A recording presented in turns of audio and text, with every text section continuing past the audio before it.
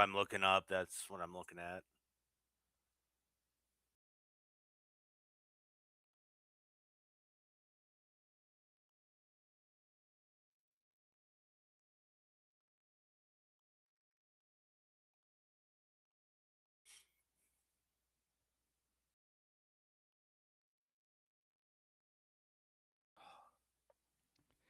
Everything is fine here on Detention Block AA23, a Star Wars podcast. I'm Mike, joined by Bogey, here to talk all things Star Wars with all you fans out there.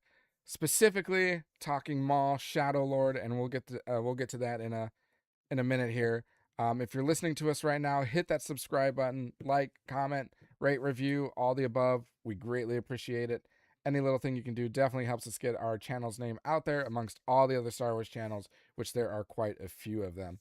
As a reminder, once we hit 200 subscribers, we'll get a prize giveaway. Make sure your name is public so we know who to enter in the drawing. And when we hit 500 subscribers, we will do a Theory Saber lightsaber prize giveaway. So you're not going to want to miss out on that one. We'll throw in Bogey's lightsaber, and it'll be fun. We'll have it live. We'll do a drawing live and everything. Looking forward to handing out some stuff for everyone. Yeah, glad to have you back, Bogey. I know, He's I been know. dying to talk Maul for weeks, weeks and weeks, but the T Wolves and the Wild keep landing on the wrong days.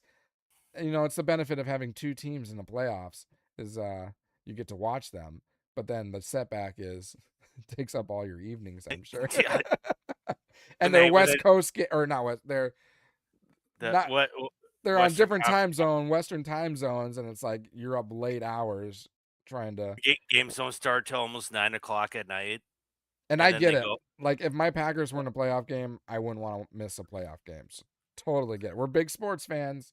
We Oh love yeah, Star Wars, but we're also big sports fans. So we got to make sure to be loyal and, to our teams. and the cherry on top, our mutual friend Novak agreed because he was watching the Wild last night. It's like every in between quarters, let's say, or hockey intermissions, it feels like it's like 20, 25 minutes.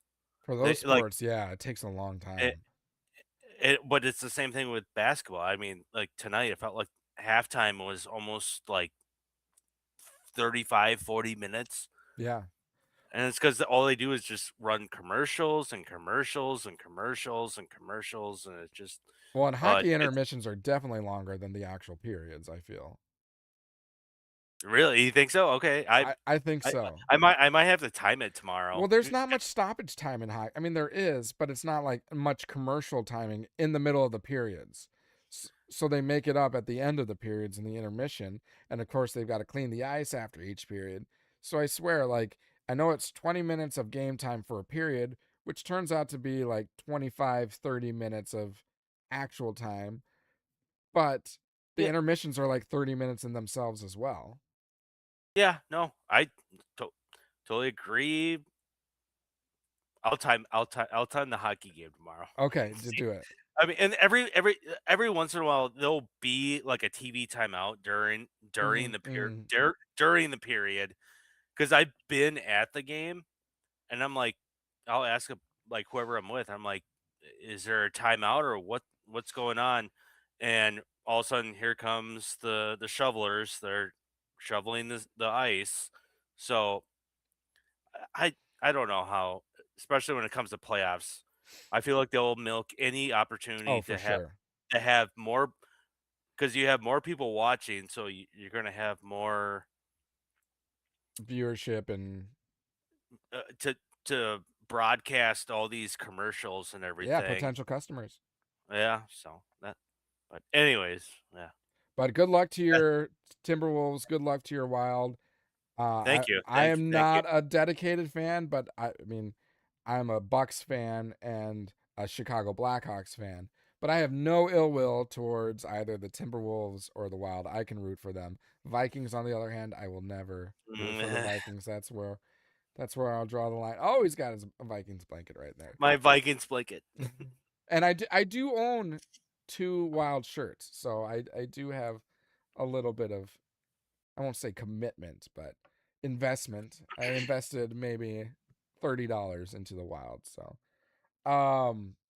I was gonna say otherwise, if it wasn't for the Wolves playing, I would have tried to find one of my Star Wars shirts. But you on the other hand are doing it the right way. Yeah, May the I gotta May pay the tribute 4th. too. May the fourth be with you. I know it's probably what time is it? Okay, so it is still in California, May 4th. So this is still There you go. on the West Coast, California, Oregon, Washington. It's still May the 4th be with you. So gotta love Star Wars Day. It's a big day to all of our, this fanship. It's our day. So I hope everyone enjoyed their May the 4th doing whatever it is you enjoy doing.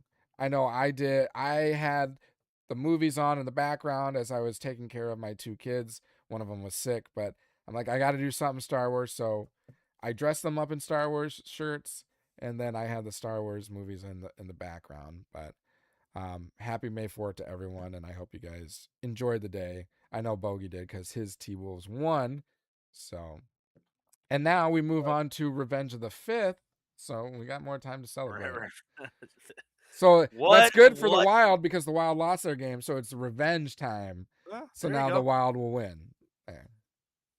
But what a day, Yes. right? What a day. The biggest Star thing for May the 4th, yeah, Star is Wars Star Maul. Wars yeah, Maul, but outside of that, Star Wars news, Yep. there was, I think, another trailer or 2 dropped for, uh, Mando. Mando and Grogu Yep. that looked it made it look a little more promising. Good. I haven't seen it yet. So Okay. I no didn't know if that spoilers on it. Not that there's no yeah, spoilers. But yeah, I haven't seen it yet. But I know there is one. Okay, so that's good to hear. It looked a little more promising. apparently. Oh, you I haven't was seen it either? I watched, like, someone break it down, Okay. so if that really counts as Watching the watching trailer. it Sure. like, someone just breaking down, like, clips of it that was like, "Oh, yeah, that's good, that's good, that's good, that's good," Okay. um so there was between that, I don't know, I thought they said they were supposed to be I don't know if you we can confirm this, if, there was supposed to be a trailer for Ahsoka, trailer, Oh, season 2, but apparently at the time I was looking, it did not drop yet, okay. but it was supposed to drop today, so I don't know if they changed or Okay. they're which is a little if it didn't drop, then that's kind of were they still doing edits and they're like, pull it. We're not gonna show it today. Maybe. Okay, so yeah, it says fans eager for season 2 trailer. Social media is ablaze with fans manifesting, demanding, and hoping for the season 2 trailer drop on May 4th. But Nothing dropped. nothing dropped. Yeah, so it was probably just they probably heard like rumblings of a trailer dropping on May the 4th and everyone was like anticipating it being Ahsoka and it ended And up being another Mandalorian and Grogu trailer and maybe they're doing that oh, because like the trailers haven't been really picking up much steam for the show. So to your point, maybe they're like, all right, we need to do another one and we need to hit it pretty hard with this one. So maybe that's why it's being better received because it was more intentional. Maybe. I will be curious to watch it. I haven't seen it, so I will want to give it a little look see for the new Mando for the new Grogu. Mando. Yeah, it looks a little more. At times, looks a little more like what we would want something out of like something more serious because we talked about the previous just looked more silly Uh, at times. yeah, So I I don't know. Oh, and also, Dave Filoni, now that, what's her name? Kathleen Kennedy is now gone, yeah, and I is it confirmed Filoni's in charge now? yeah. That he's co in charge. Okay, that's what I thought. Um, there's a lot of rumors that if this Mando and Grogu movie doesn't pan out, it's done. Like, Like the Mando, like they're Mando's not gonna done. like, they're not gonna invest any more money in making shows movies, whatever, with the whole Mando like Sure, story arc. sure. which is like, oh man, that's why it's like you kind of like, well, should they have made this a show? It should have been a show. I'm gonna say that. So I feel I like don't. even before watching it, it should have been a show. It just it, in my opinion, like The Mandalorian is great. Like the first two seasons is fantastic, but I feel like The Mandalorian isn't.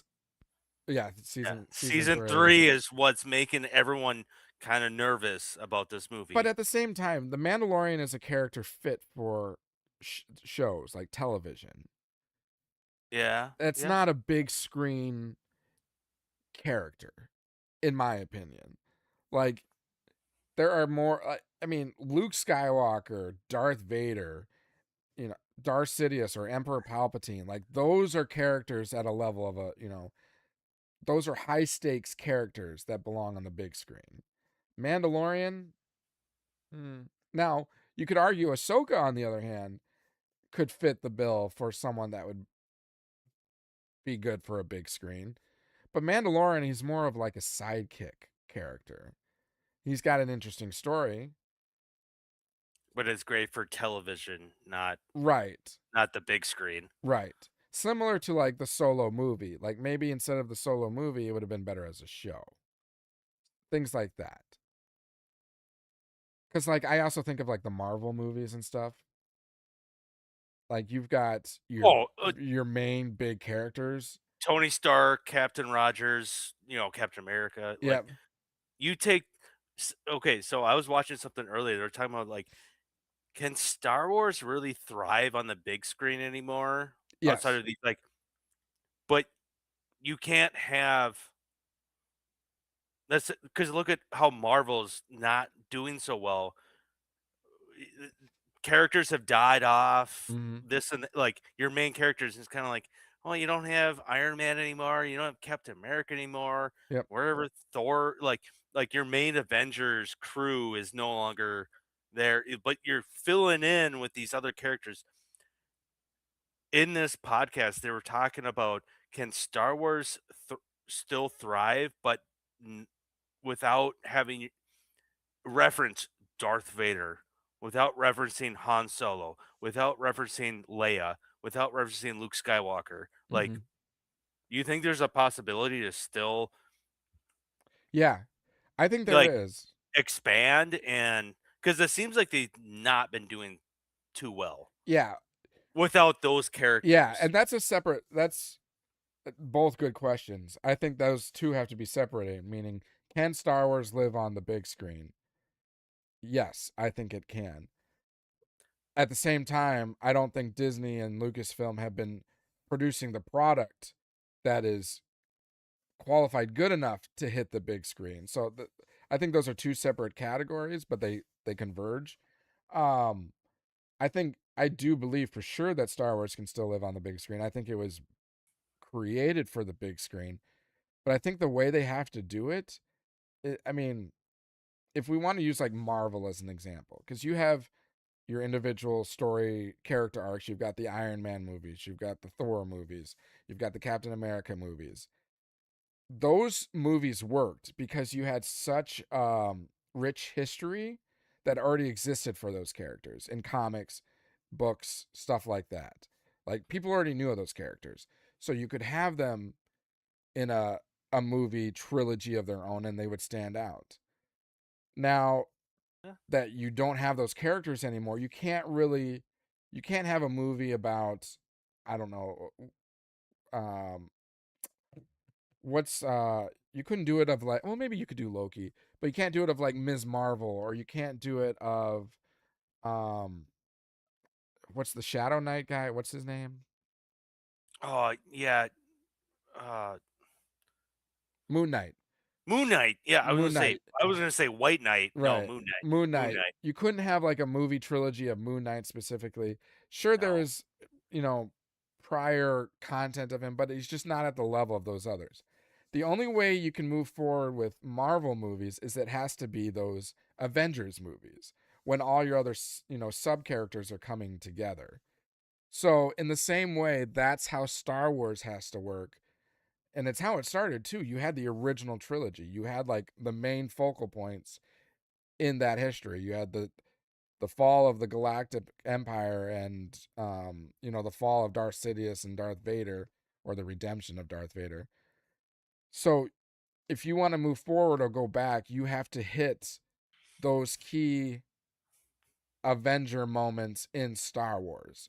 It's not going to work as like a Mandalorian movie. You can't have um a Rey movie because Rey doesn't have a rich history. You can't do like a Poe Dameron movie or a Finn or even maybe a Kylo Ren. You can't have those because their history just goes back a couple of years to when the sequel trilogy came out. Um, you've got to have some major event. Now, they would have a little more flexibility if they did like Knights of the Old Republic age. If you do Darth Revan, you've got a rich history of Darth Revan. You got a rich history of Darth Bane. You could do those individual characters, and I think they would get received well. But so all in all, I think there is potential, and Star Wars can succeed in the big screen, but you just got to do it right. You've got to have it to be more universal impact.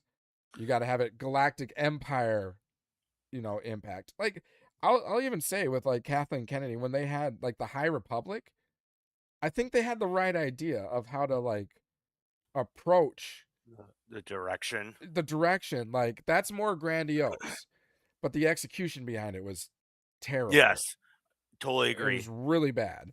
And they put a Totally lot agree. in the books because that's what they were relying on. But people these days, I mean, people read and they listen to audiobooks, but like it's more TV shows or movies that people want. More people want, I will say. People don't have time to sit down and read or listen to a book. They have time to binge a show or a movie or something like that. So, would you agree then? Yeah, yeah. Do you think Star Wars can live on the big screen? Do you think Marvel can live on the big screen? Marvel will continue to try to do their best. I don't know about Star Wars. It's just I don't know. There's I don't outside of the main characters I was just telling you about. Yeah. When you think Star Wars, you think those characters. Now, if you were to watch and I think Rogue One was underappreciated Mm-hmm. because it was its own. I mean, granted, sure, you had Darth Vader show up at the very, very end, but other than that, they were all new characters, Yeah. and I don't think it was received well. But over time, I think, I mean, for me, I think that's in my top three. I think Rogue One was received very well in terms of like ratings and stuff.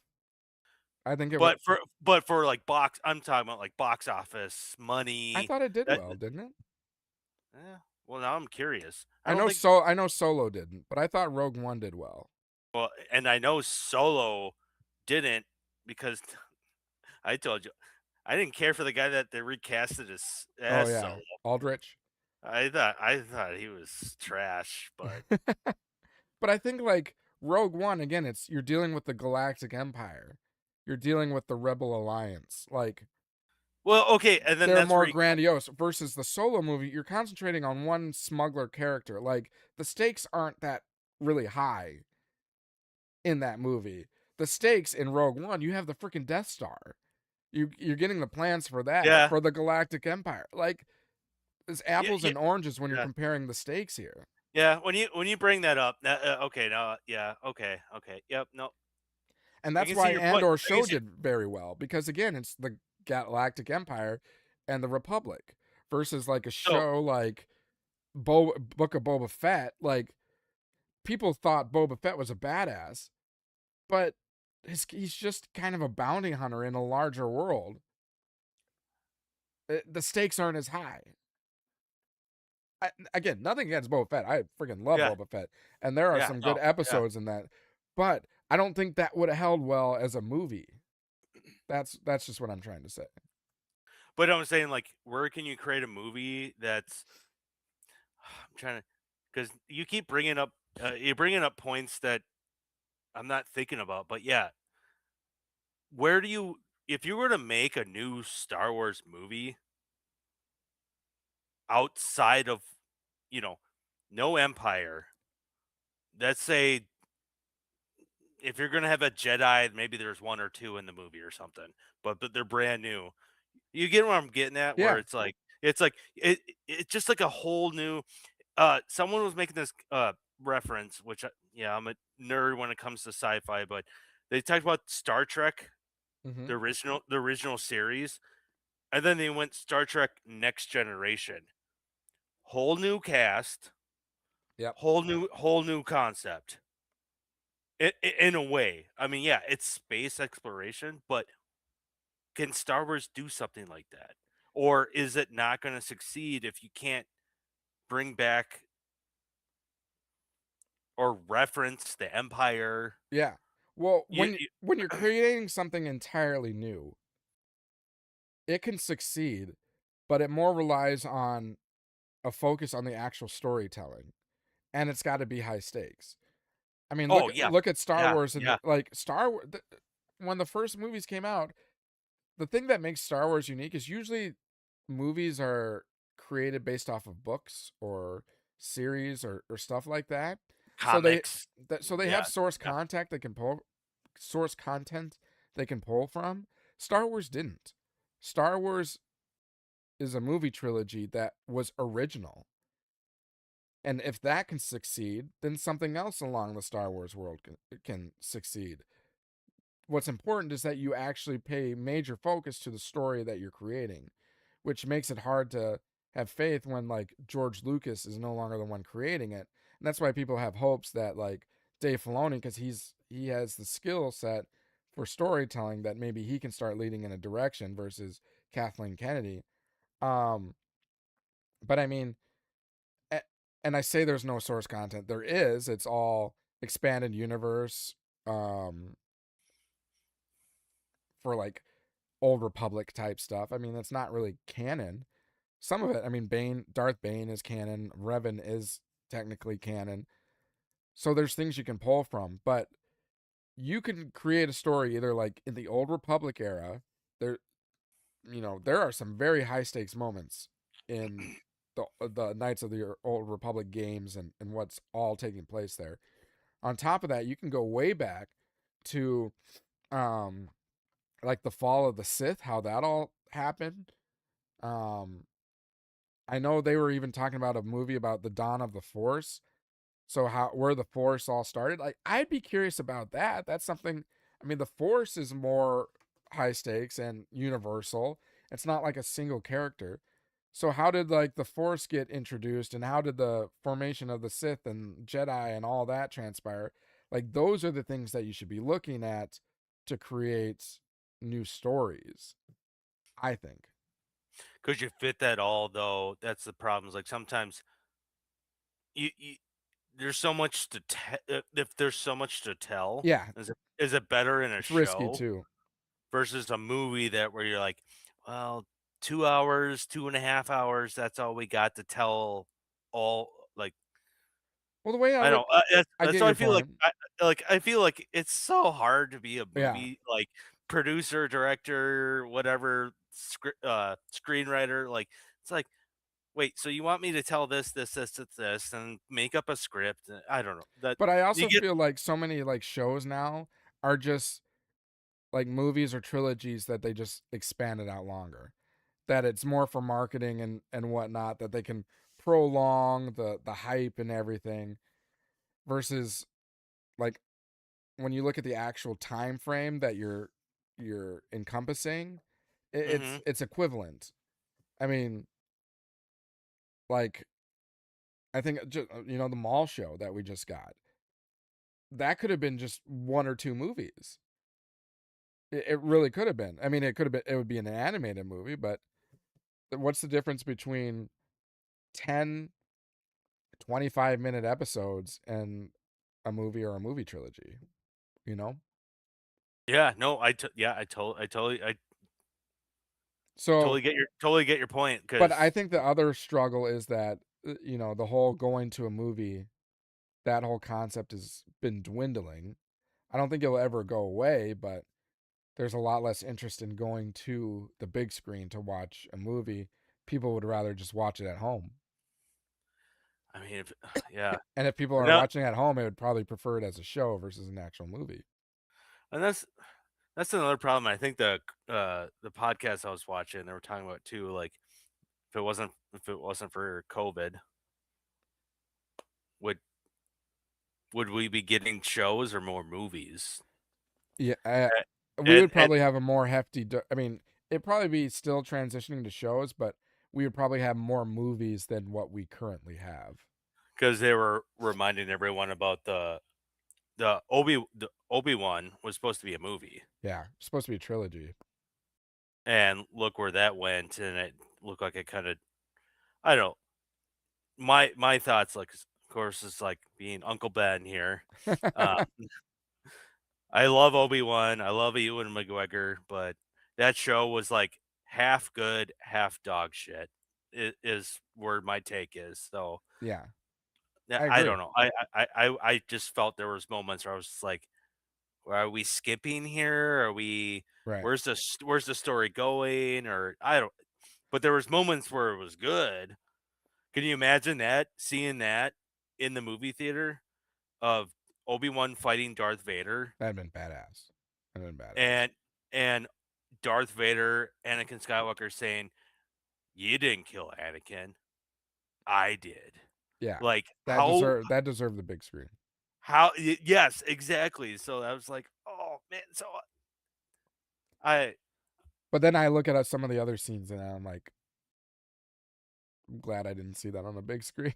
yeah. Like Obi-Wan Kenobi shooting the gate, instead of just Oh, walking we around it. walk around the just rock around the oh my Yeah. gosh. That was so bad. Or Oh them my sneaking gosh. Leia out of the like Inquisitor fortress. Like I when it really what it really comes down to is the ability to tell a good story. If you can Yes. tell a No, good story, it exactly. doesn't matter if it's a show, it doesn't matter if it's a movie, it will do well. You just have to create a good story. Throw away agendas, throw away, trying to check off certain boxes. The number one focus should be a good story. Create a good story and then add the other elements as it comes along. Um, that's what Star Wars has been lacking until this Maul show. Like, I mean, and or Do you feel like the story of Maul was good? very good, very good. Okay. Okay. It's captivating. It's not only captive. I mean, the concept. It's not an old concept. Even in Star Wars, you've got a Sith Lord looking to acquire an apprentice. Um, we've seen things like that, not necessarily in the movies or in the shows, but this concept exists within Star Wars. But the Mhm. way that they created it is what sets it apart. The story, the acting, everything that came along with it made it believable. You know, I've talked about this many times. The suspension of disbelief. If you can God. knock those things off, then you're going to have a great product. Um, I mean, just look at going back to the Obi-Wan Kenobi. Obviously, it's not a Sith Lord or former Sith Lord looking for an apprentice, but I mean, you have Riva who's trying to build her way up. She's kind of like the apprentice. She wants to be to like Darth Vader, but she actually wants to like betray him and kill him. That was her whole objective of becoming an inquisitor so she can rise up in the ranks. But then you have in Maul show you've got Devin, a Jedi. And here, okay, let me put it this way. And we'll just dive into Maul cuz we're setting the path here. So there will be Oh yeah, I mean, spoilers, yeah, I figured. spoiler alert. If you haven't watched Spoiler, it, spoiler, here's your spoiler. time to turn it off. Go watch What the last watch two it episodes of and then Maul come and then back. come back. Yes, exactly. Um Here's how well the Maul show did. Um First of all, did you enjoy the show? Even the last two episodes, did you like it? What do you think? Absolutely. Yeah, Um the last 2 episodes, there are so many, like, little things. that just you're like, yeah, yeah. Oh God, I mean, And but I had goosebumps the entire time practically. yeah, and It was so good. here's a follow-up question to that. Could you, before it even happened, like even before the show started or like after the first two episodes or after watching the trailers, was some of the stuff predictable? Like, did we predict some of these things that would happen? Like Uh, First me, off, definitely Darth Maul's apprentice, Dev, Darth Darth Talon. Darth Talon. That Devin is. I think I said that before the season even started because you brought that up, and I Yeah, was like, "Oh yeah, that's definitely going to be her by the end of the season." or at least inspired by her. Oh Uh, well, yeah, like the Devin's character arc is going to be what we thought re- was really, likely Darth Talon, or at least inspired by Darth Talon. But what we were essentially saying is that at the end of this season or at the end of the show, Devin is going to lose her master. Like we yes, knew yep, Daki was going to die, hmm and that it wouldn't be Maul that would kill her because it wouldn't make sense for Maul to kill her or kill him, the master, because why would Devin join Maul if he did Maul that, if he killed but her master? but he Uh but he kind of did. but she wasn't there. I know she didn't see it. You She know didn't that see was it. sorry. Keep going. Keep Uh going. but anyways, like what I'm saying is a lot of this was predictable. But even though some of the things we kind of figured out what the outcomes might be, it was still awesome. Like some of the best Star Wars we've gotten because of how well it was written, how well it was executed. The story was great. The actors were believable. Um, Everything was top notch, which is what made it so good. So that's what I mean. And Star Wars can still live on. Like this could have been a big screen movie. Eh, You think so? You really think so? Yeah, I think it could have been. On Screen Crush, you're talking to why have we not seen just a standalone Vader movie? I don't know if we'll ever get it. There has to be a time where he was like in hiding but quiet, but doing stuff like this, where the Emperor just tells him like the Inquisitors can't get this shit done. I'm sending you. I think, yeah, I agree. I don't know. So when I was watching another podcast, someone was just like, "Why have we not?" The live action moments of Vader have been so good Mhm. outside of the the OT series. But you get what I'm saying? Like, why Yeah, hasn't? Because every time he shows up in live action for like a brief moment, specifically Rogue One, you're just like, how do we not have a movie because like a I think a lot of what goes into what makes Darth Vader's character so captivating and great is the mystery behind him too. Um, when that's the that you best don't part? get much of it because even in the original trilogy, I forget what the breakdown is, but he only has like 7 or 9 minutes of screen time. He's barely in it, but That's he's all you like, need. it's all you need. And like, Hannibal Lecter, man. but even in this mall show, like the whole time you're like, is Darth Vader gonna show up at any time? Like, if Hey, man, if the I call show I is Darth Vader, if the show is Darth Vader, what are you looking forward to? What is going to be the big reveal? uh, You know, yeah, you've got like the ace in your hand, like out on the table. Then yeah, there's nothing else to yeah. like ooh or ah. I mean, I'm sure there's could be something, but I don't Hey, know. did Dave Filoni do this justice? Wait till May 4th, not reveal anything in the trailer, reveal nothing. Because I remember we were having our doubts about is Maul ever gonna fight Vader? Yeah, Oh man, yeah. so oh, like I said, goosebumps. I was like, oh, thank you, Dave Filoni, thank you. Well, once they drop um hologram where Marok referred to it as Lord, then it essentially that was what, episode 6, 4 or 6, You talking about when he 6. like It was bow 6. when he took a knee? Like you Yes. thought? Is he talking to Sidious? Is he talking to Vader? Is he Right. talking to Once that happened, I knew we were getting Darth Vader really? because, I didn't think it looked like Darth Vader. He had his cloak up.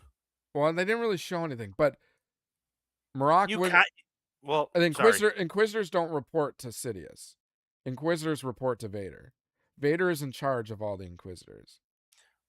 That's why I thought it was the other guy, the skull face guy.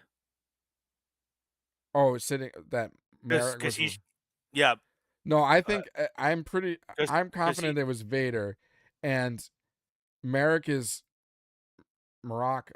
However you yeah, pronounce it's Marok, Marok. but yeah. Um, and then Vader sent out an additional Inquisitor, knowing that there are now Jedi involved as well. But he wouldn't be reporting. Marok wouldn't be reporting to Sidious. That'd be going behind Vader's back to report to Sidious. I know that's what I Sidious thought. only deals. Sidious only deals with Vader and Tarkin. Those are the only ones he deals with. Is that a fact? Uh, for the most part, yeah. Okay. Because I Tarkin thought, in terms of the Galactic Empire, and Darth Vader in terms of. I mean, Darth Vader is his like, number one palm. well, yeah, yeah. His left hand, Yeah, or what do you call it? the hand of the king essentially is Yeah, Darth Vader. that sits left of the table or Yeah, whatever to the yeah. yeah. Right hand man. Right hand man. That's what I'm thinking. Right Yeah. hand man that always sits at the table to the right. Yeah. If something needs to be done in terms of, well, anything, just send in Vader. Oh man, these episodes though. I don't know how much you want to cover. I know it's getting late, but oh man, like the animation, the lightsaber fights, top notch. Yeah. I don't know. What was your thought? I thought the animation was great. I didn't get a chance to talk to. I like how there was a moment of transition because the last time I was talking that I recorded with you, one of the Death Star or um, Star Destroyers showed up, Yeah. and that's where Maroc and whoever the other one shows up right here at episode 9 or 10, and you know that Darth Vader's probably on that one. Yeah. Yeah. But then you saw the transition. But I love how they're still using the Republic gunships from the Clone Yeah. Wars. Yeah. Wasn't Got the that cool? LAAT series ships. Yeah, Yeah. yeah. But then they transition, and they also said because I was watching another someone breaking it down how you can even tell the clone troopers don't look like clone troopers; they now look like stormtroopers. Yep. Like their whole outfit changed, Yeah. and I was like, oh, And they're and still that, primarily clones. I mean, there's probably some enlistees that are non-clone, but you still got predominantly clone soldiers within the stormtrooper or the but early version stormtrooper outfits. but it would make sense that you're getting these newer looking Yeah. stormtroopers because that's Vader's ship. Yep. You know what I mean? That shows up like I said. I think yeah, it has to be not yeah because it's in episode 9 because oh man, just getting to the point where do you think Rook Cast is dead? Rook Hass is dead. You heard her neck snap. That was Is- terrifying. but it's off screen. You know, everyone's speculating that she's the armorer. Yeah. I When I don't. heard I that, don't. but I know what you're talking about. Didn't it sound like it's like all of Oh, a yeah, sudden I heard a like crack. Some kind. ah, and then, You hit her. Yeah. Exactly. I but mean, maybe it was was a. it You don't know it's a neck that snapped. I guess. but there was a moment when Vader was fighting Maul and the Master, where he like stopped his lightsaber, but then Maul stopped his lightsaber with the Force. But then Vader stopped the other guy.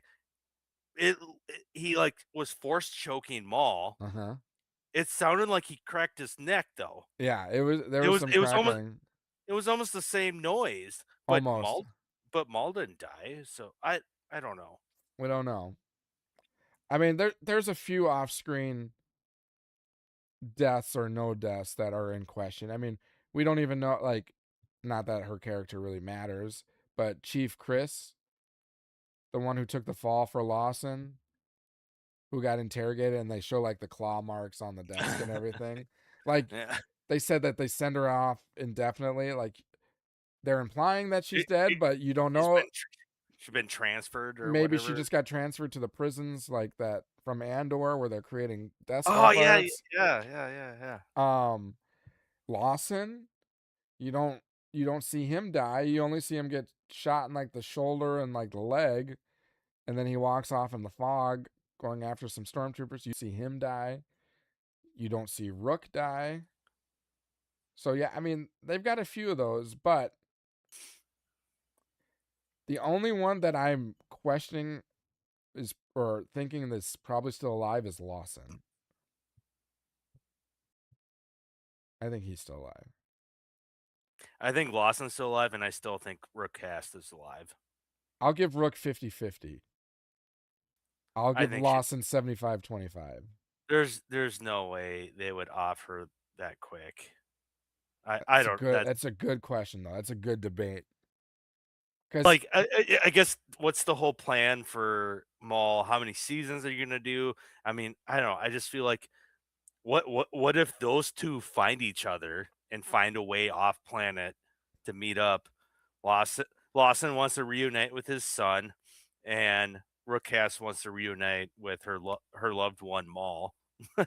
yeah, I don't know if Maul's going to have any more interest in her cuz they we bring in Drayden Voss, so now we're going to start the Oh, Crimson Dawn area, so now he's going to be an underlord. He's going to I mean, I know Drayden Voss kind of leads Crimson Dawn, but Drayden Voss reports to Maul. We get that sense from the Solo movie at the end of it because hmm Kira is trained from Maul. Okay, Kira's part of Crimson Dawn. How where's that affiliation? So obviously Maul is above Drayden Voss by the time the Solo movie comes out. So I just don't know if he's going to have any interest in Rook Cast, which though would support more of the claim of that she would become the armorer. She just goes into hiding and is a recluse Mandalorian, underground Mandalorian. That would make more sense for that versus her joining up with Maul again. I I don't. know I guess that's where maybe my mind was kind of thinking if she goes into hiding, but like becomes an armorer and goes back to like Yeah, the Mandalorian ways where she doesn't take her helmet off, and yeah. you know what I mean. So I would put more stock in that in terms of I think there's a higher probability if she is alive, if she is still alive, there's a higher probability that she would be the armorer versus joining up with Maul again, or Maul having any interest in joining up with her. Because all the other Mandalorians with them, and even now both Dathomir brothers are gone. Maul and even his droid's gone. The spybot droid's I gone. don't. I was just. Oh man, I almost cried. 'Cause did you see If anyone when could make people cry over a murderous droid, it was this show. when the lightsaber threw and it like kind of took what like a third of the spybot droid Just off, shy of his head. and he still was kind of functioning, but he was about to fall into the whatever The waist. waste pit Yeah. that is gonna just. He goes, uh, uh, master. But he said master, and he just falls into the pit. I was like, oh And he no. went head first, so you knew he was done. I And know the amount of. Maul looked sad. Maul looked upset about that. He looked Oh, more he was. upset about the droid dying than anyone else in that crew. I mean, it was his pet. Remember Yeah, he. right. And I think one of the uh what was it, like one of the episodes I wasn't able to record. There was another moment where he Yeah, pets it. And I was like, "Oh man, that's hilarious." Like we talked about this, the show has such subtle like comedy, but it's not in your over face. It's not in even. your Yeah, yeah. Like we were talking about, we're worried about Mando and Grogu movie being slapstick humor at moments where yeah. you're just like, "What?" It's like they're So, trying to like purposely be humor and be like, "Oh, look, see, that was funny, wasn't it? Ha ha, ha funny." Versus yeah. in this show, it's like, "Ha, that was kind of funny," you Yeah, know? very subtle, but we're also really serious here, Yeah, like, yeah, we got some shit going on here, and exactly. Like, what was there was another scene before Spybot got killed when he was like doing the what is that, a shift or a shift? Is that what they called it? The little transport thing to go across the oh, wasteland. Was it yeah. Lawson that like touched him and he was like, "Don't touch, no, no," Yeah, yeah, and I'm like laughing about that. So, like, and they're there not trying to be funny, and it's just showing a droid getting pissed off for touching him, and you're like, and, "Ha, that's funny." all the moments Two Boots has. Yeah, two boots. It's all subtle, man. When he Look, was I got new boots. yeah, yeah, yeah, yeah, yeah. When he was transporting across on that, because it was only 2 at a time, Yeah, he gets on board with the like, the small, Vario. yeah. And he's like, "Oh, of course I gotta get on this with a cop or whatever." And he goes like, "Oh yeah, like I really chose this," or they just go back and forth as they're transporting. Yeah, And then Spybot, I think wasn't he pulling it back yeah. and He forth? was the Spy, transporter. Yeah. Spybot in his own way was like, "Shut the fuck up!" Like, Yeah, see, that's how you got to do this. That's how you like got to insert humor. they're Make it the subtle. Make it settle, but not the focus, but like if you think about it, you're like, huh, it's kind of funny. yeah. Um, And it's funny then we can have moments like this where we're like, "Did you catch that? That was right, hilarious." right. 'Cause that was another thing. Did like from the previous recordings I wasn't able to make. I mean, did you see that moment where he like the one commander guy is like, "That's not regulation," Yeah, and he's like pointing at his boots, and they look like UGG boots. right. They were terrible looking boots. They look awful. Um, yeah, they were almost like basketball shoes that are like right up your ankle really high. Or Yeah. they're like Back to the Future looking shoes, and they're like blue and yellow. Oh yeah, they look like Marty McFly when he was wearing those boots that Yeah, connected to the hoverboard. board. Yeah, that's what I was thinking when I saw it. And then he gets rid of them, and he's like, "Oh look, I got new boots." And it's like, no, two boots. You're conforming. Your name is literally two boots. You're known for your boots, and you're listening to the Empire here. Stop being And that ignorant, you ignorant bitch. ignorant bitch. I mean, he was. That's he was I being I like so ignorant, but he's a droid following protocol, obviously. I like the growth though of watching Two Boots Yeah, kind of, separate from protocol. yeah, becoming independent from just Mm-hmm. being like a robot. It's almost like making K2SO Mm-hmm. K2SO Yeah, by doing what, but he did exactly. it, but he kind of just did it naturally. Yep. So I mean, I really appreciated that, and how he would actually listen to Lawson every time he gave him a command. It's like, make sure my son makes it on the ship. Make sure protect him at all costs and everything. He's like, but sir, my captain. He goes, no, that's your order. Like, Yep. protect my son. Well, they did a So, good job of like showing the struggle. I mean, like, oh yeah, can a droid struggle morality? I don't know. I mean, that's really a deep and sophisticated question in the Star Wars universe. But like, if one could, they really made it showed like it could, because every time like there'd be a situation like that, or where whether it's Lawson telling like Two Boots you just don't understand, or one of the other captains or officers there essentially saying the same thing, then like after they would have that conversation, they would show Two Boots' eyes or his face, and you could tell he's thinking, like he's trying to understand. So they show that like level of conflict that that the droid was actually having, trying to compute protocol versus trying to understand human behavior. So it's things like that. Like I love that stuff. It's And like the there's details is what makes it so good. like just the details, because too, like he's like wondering what is pressing because he blinks. Yeah. Yep. And that Dr- accentuates his he's thinking like yeah, exactly. yeah, yeah. So I mean, so two boots, awesome. Uh, let's get to Maul himself, because I think when he fought did he was he fighting the Inquisitors, or when did he get or no, when he was fighting um Docky and uh, Devin, he got originally injured, and right? and got like kicked in the leg, and Yep. then his one of his brothers or whatever is like trying to fix it. I find that interesting that he can feel it, but Yeah. it's robotic legs. He goes, "Ow, ow, ooh," like when they're like Yep. whatever, and but then he fights Vader. Vader hits him on the side, and he goes, "Oh!" And he got really pissed. Yep. You know what I'm talking about, that Yep. scene? It looked I like thought a that was chunk out of his leg was taken just from the yeah, save.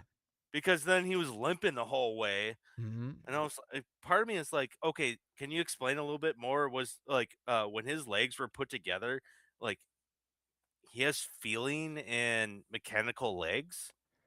Um, Or was that ever, or is this kind of new? no, it's I don't know if they necessarily specified on it, but if I'm thinking correctly, it was dark magic that helped played a part in these legs.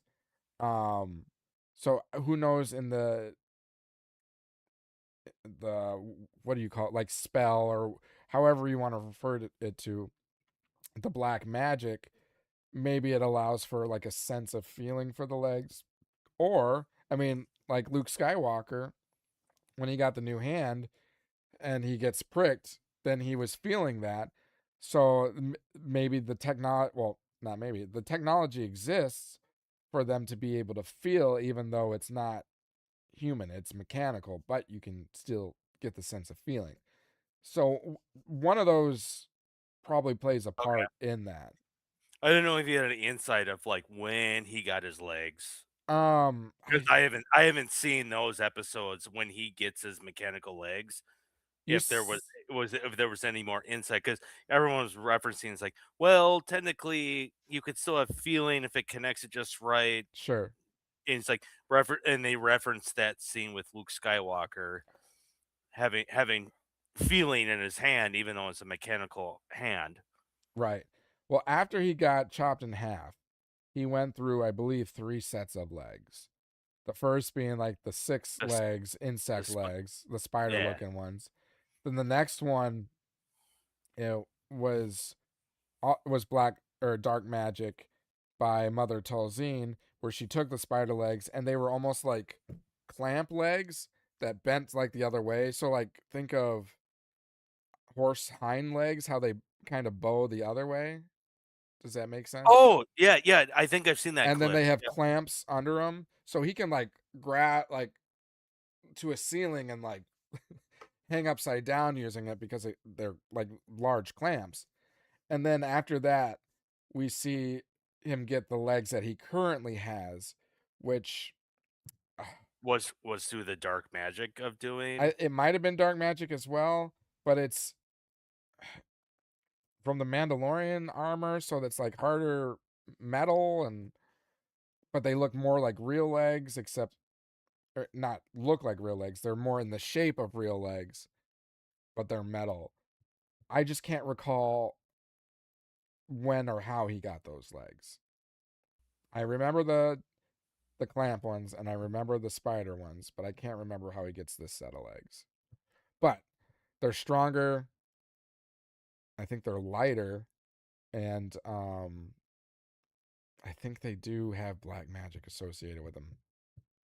But either way, he has a sense of feeling with those legs, and I was just saying I find that really fascinating Yeah. just to have feeling in something that was you lost half your body Yep. and now you have feeling in there is kind of interesting. I Yeah.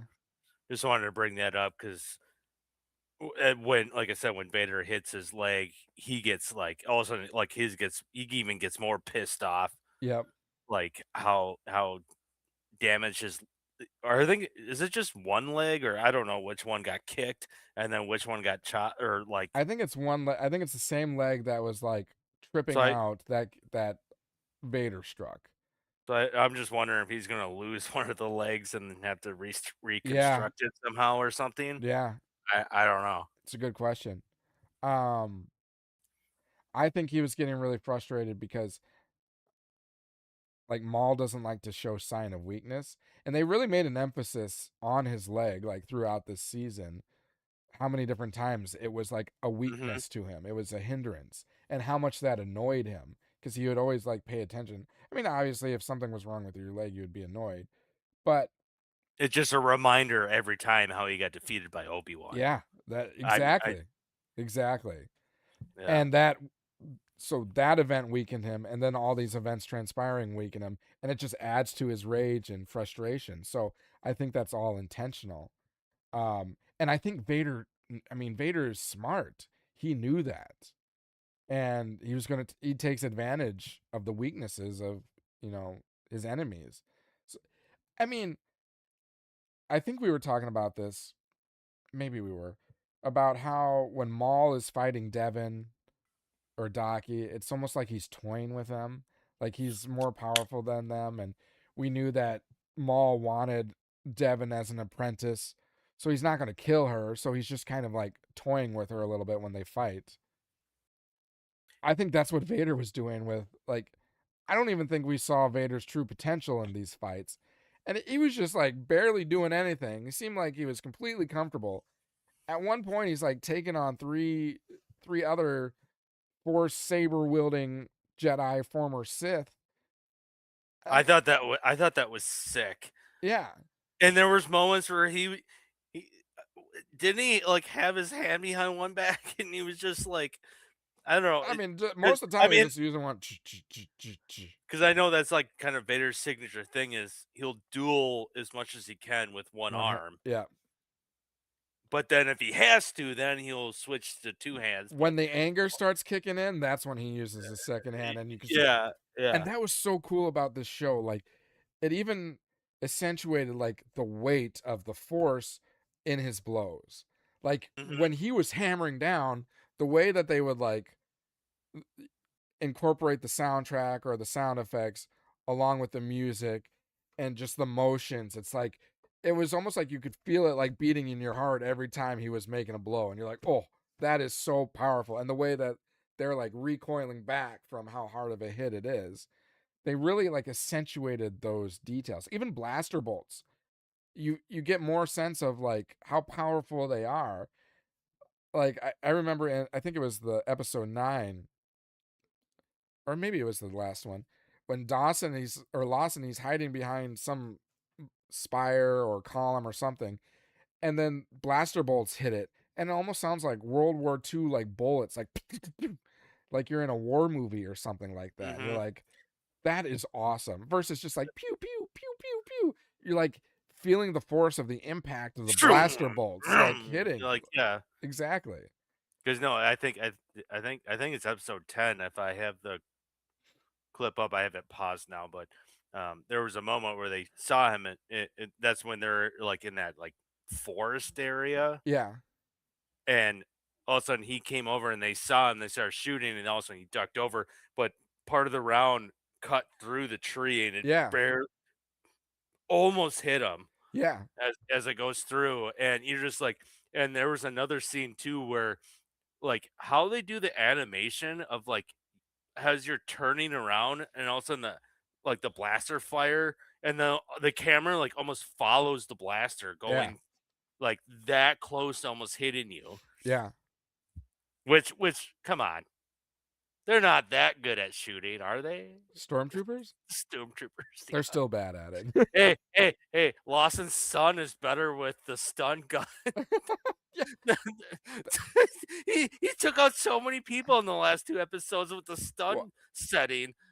one question I had at one point, I swear, in episode 9, when the stormtroopers come in, and it's like right around where you see Riley, so Lawson's son, first shoot a stormtrooper with the like stun.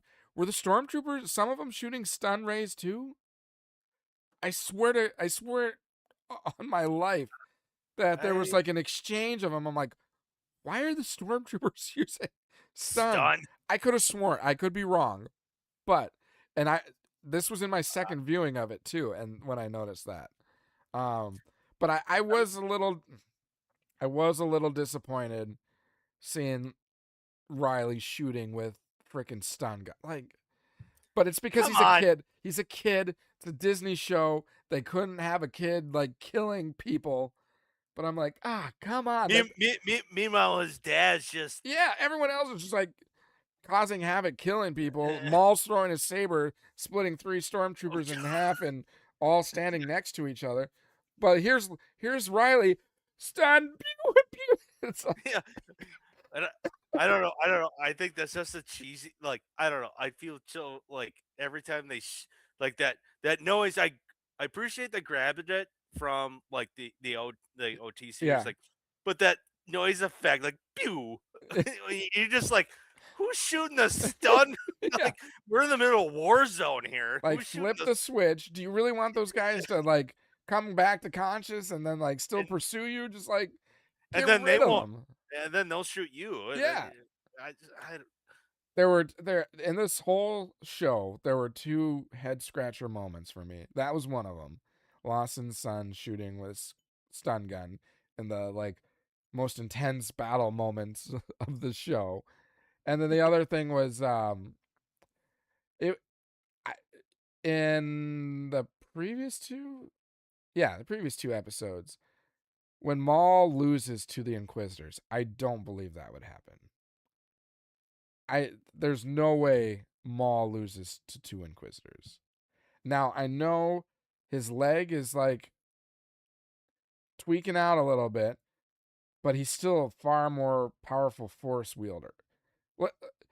Okay, here. I don't know those inquisitors that well though. We're like Well, Inquisitors are former like Padawan Jedi right, but who where would didn't. you rank them? Let's say Maul's at a 10 as like most powerful. Where would you rank these 2 guys? Because I don't know them that well. I every time I seem to like watch a clip, they turn into a dust of farts. Right. You know, you know what I'm talking about? Like especially the I mean first brother when they're force wheelers, and I mean they're strong, but I don't think that they're not at a level that could defeat a Sith or a Jedi, like a fully trained Sith or a fully trained Jedi, because they're not okay. at that level. Um, and Maul defeated Qui-Gon Jinn and Obi-Wan Kenobi. I know Obi-Wan Kenobi did end up killing him, but that was a result of his like arrogance. He struck down Qui-Gon and then he defeated Kenobi where he's dangling on some like I was gonna say, what do you mean defeated Kenobi? Oh, he he had had him him dead to rights. dead to And he rights. was just toying with Okay, him. He was hitting that lightsaber on the floor, just like, haha, you're down there, I'm up here. Look, I beat you, and I'm just toying with you. I mean, all he gotcha. had to do was force push him, and the, Kenobi's gone. But he was reveling in what he had done. And then that's how Kenobi was able to end up defeating him. So originally, Maul won that battle between the 2 of them. I mean, he even just defeated even alone, he killed Qui-Gon, who Qui-Gon is Who's a Jedi Master Jedi Master, versus and really yeah, good one. Kenobi is still a Padawan, still learning, so not as great, but Maul defeated the tough one, so he could have easily defeated Kenobi. Um, and I would put these Inquisitors just at like in, maybe in Kenobi. between. Yeah, well, maybe like Kenobi from Episode 1, but a little better. But even Kenobi But probably got more training than the Inquisitors. Granted, the Inquisitors are being trained kind of by Darth Vader, by Darth Vader and the Grand Inquisitor. But excuse me, I would still say, I mean, Maul held his own. I mean, with the Emperor a little bit. I mean, I'm sure the Emperor was probably toying with him. But I don't know. In my eyes, I I don't feel like Maul would be bested by two Inquisitors. Just in my mind. God, I just don't know how. By two Inquisitors and the one with the was he the is it the 11th brother Yeah, 11th brother. with the skull looking face? Yep, that's that people have been now calling him the Crow. Oh yeah, I've been seeing that too. I think it's even when I looked at the cast, I was like Crow. Oh, really? Yeah. Oh, which I found out too. So Spybot, but I know one of our previous episodes I said someone's named Icarus, Oh, okay. but that was one of Maul's like the skinny like his skinny guy. One of the Not Dathomir brothers. yeah, Okay. but the skinny one, The one that had the which grappling gun, or the one that, or the the other other one? one, The other one. Okay, the one that lived longer, that died in the wastelands thing. the next episode, yeah. But dude, that death, oh man, oh when he was getting shot up, he was just and then he threw like three daggers that hit the stormtroopers like in different areas, and then he ran out and sacrificed himself and tackled all three of them and went into the waste pit. Well, it That was it was it was two different stormtroopers. So when he threw those three knives, you see two of them fall back into the waste, and the other one that kind of gets knocked back, but he's still standing. And then you see two more stormtroopers come up. So then oh okay so he okay. takes down one of them that was hindered by the dagger, and then two completely capable stormtroopers, and just tackles them into the the What a way waste. to go! What a way to go out though. Pretty honorable way That was so awesome. for the sake of the other. Yeah, I mean, and he's just a side character. It's like I that's know how he was. good this show was. Like, we don't There's really like care much about this guy, but damn, what a way to go out. yeah And the other Dathomir brother sacrificed himself to save Maul in the previous right episode. because one The he got a Maul was lightsaber fighting the he got a Inquisitors. Yeah, he got and he pierced by a lightsabered up. saber. Yeah, Hey, come on. What's her what was her name in Obi-Wan? Riva. She's been yeah, Reva.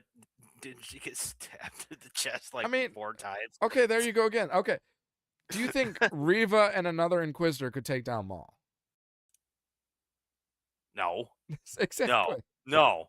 Now, I'm not I saying. just don't know about too much of these, and especially when you're the first brother. Yeah, Does that mean you've been here Merrick since is probably the best. And it's also interesting they don't really call him first brother. He's Merrick, so it just gives the idea that he's better.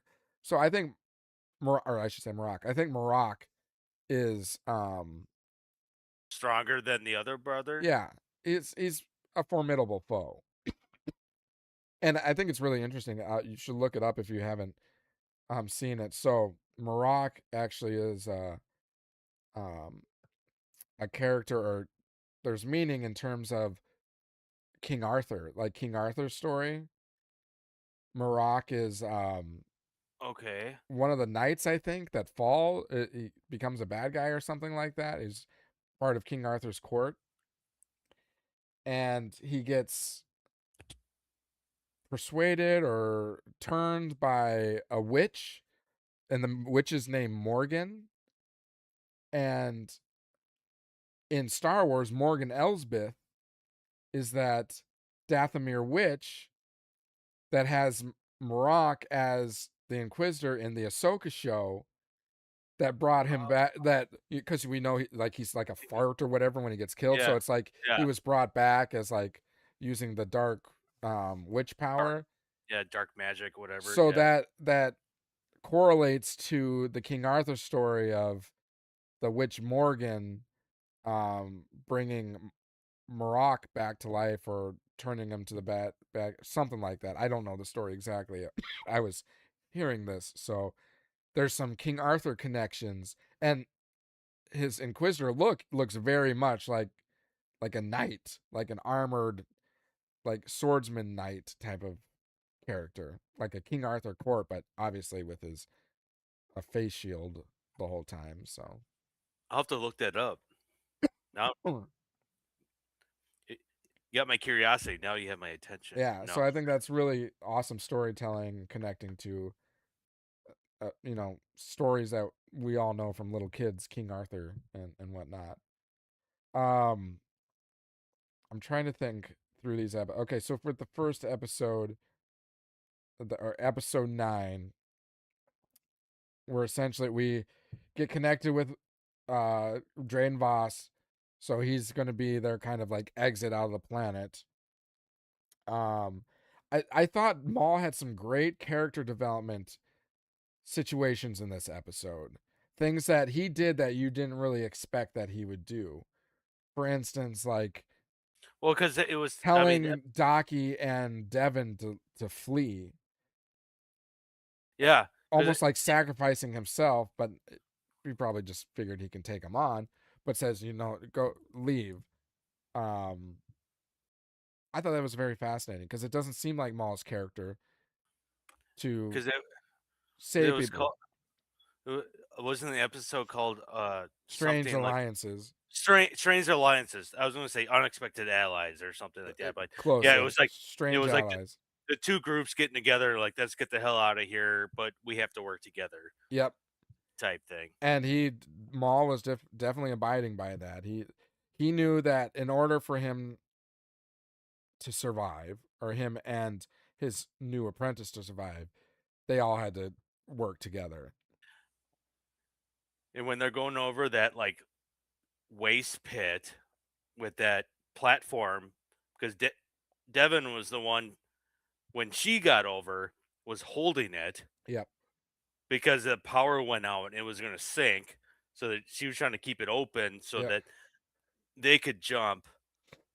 I loved how Well, and Maul did told Devin and Docky to jump on that thing before he even went. yes, that's what I was And getting at. When I understand that he would do it to Devin, but he did that for Docky, which was yeah, shocking. yeah, I was like, wait, what? I thought he would be the one. I mean, well, later on towards the end when they fight Vader, that's another story. But Yeah, uh, and even when Rook like questioned him about like teaming up with them, he's like, "What about the old one?"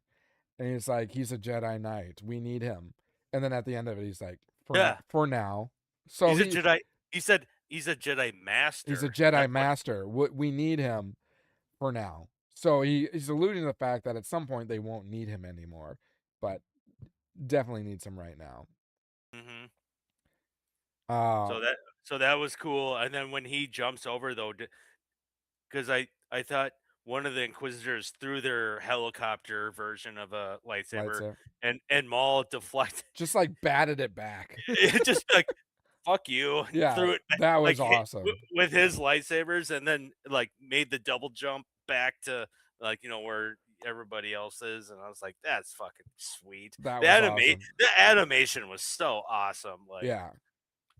Well, even when Devin was like jumping through, how she had to, because it was like a low ceiling, so when she jumped, she kind of had to like twist as well.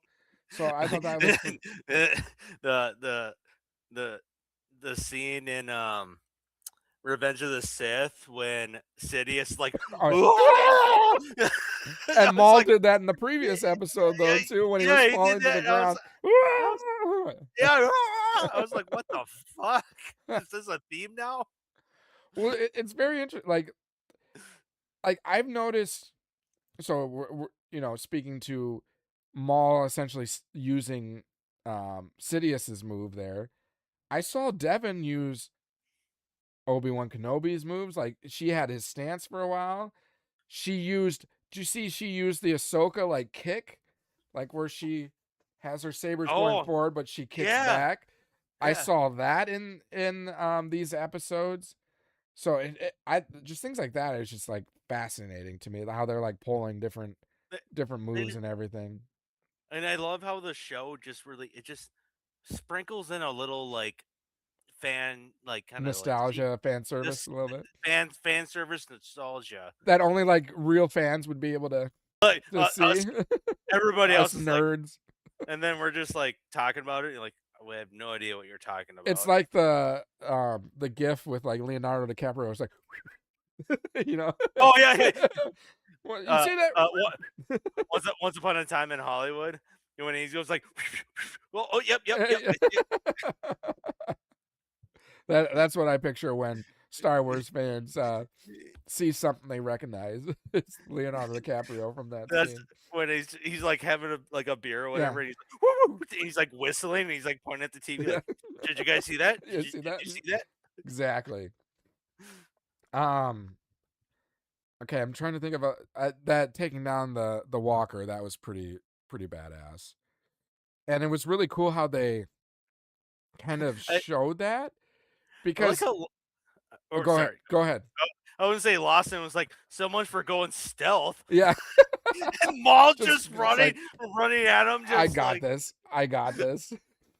Um but even like when you see him slice through like the leg, like in a Mhm. normal Star Wars animation, you just see him slice through it and like the events would transpire. But like it was taken in consideration like the time for like the metal to melt, if you notice that. It Oh yeah, wasn't like it took a immediate. while, and then Yeah, it just. it went and then even like made another step and then like collapsed. So it's like But that's awesome. I think that's when Maul was just like, did that not work? So then he just Yeah, like through just the threw it and just sliced it in half. yeah.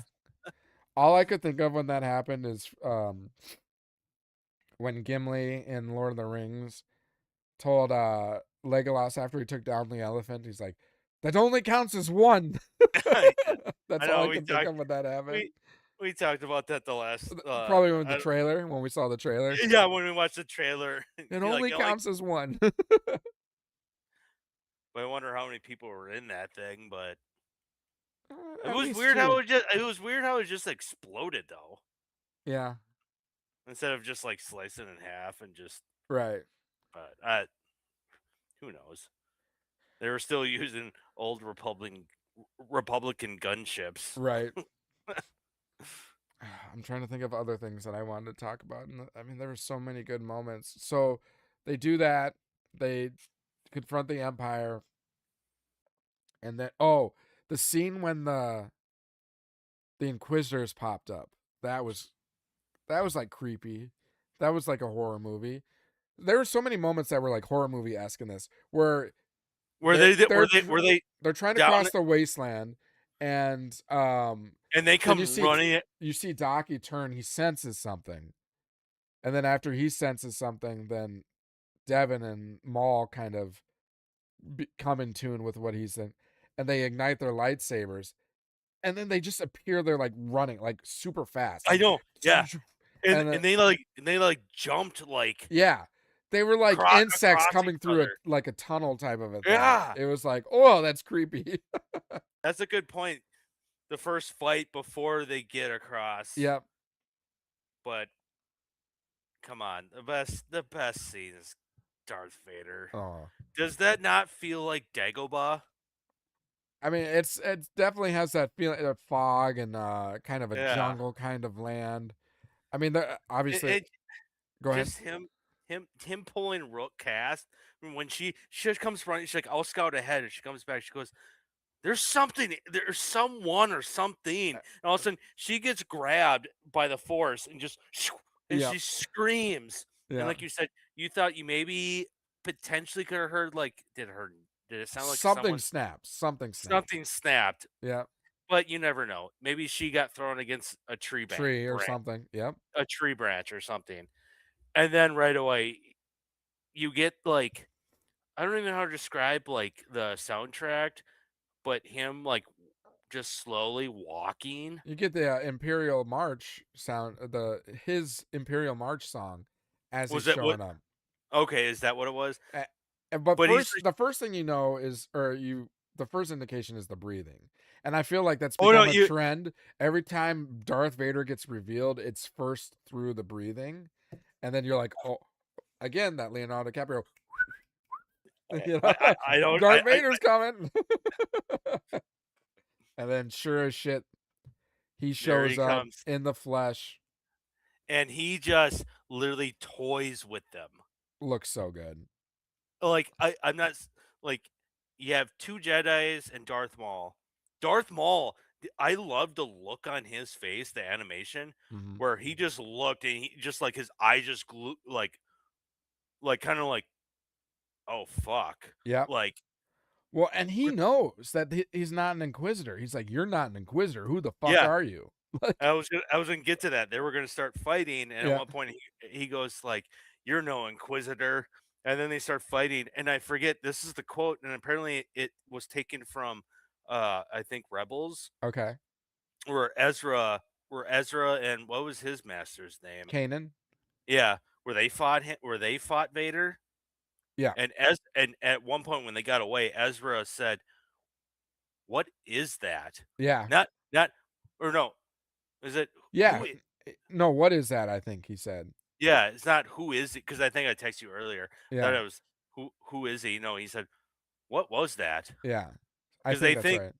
and Maul does the same thing. He starts fighting, "You're no Inquisitor," and he starts fighting because he knows like you're way too talented. And then said, "What or What are you or something? what are you?" or something like that. Yeah. Yeah, treat him like, "Are you a machine?" Right. or something like even Maul, like just seeing Maul doing his best to fight Darth Vader. I've been wanting to see this so bad because it kind of answers the question. Vader kicks everybody's ass. He does. He does. And I Like Maul has Maul, I always thought maybe there was a chance with Maul with the double lightsaber, but like I said, there was times Vader was just sitting there with using his saber with one hand, just taking. I was like, what? and It just shows the power.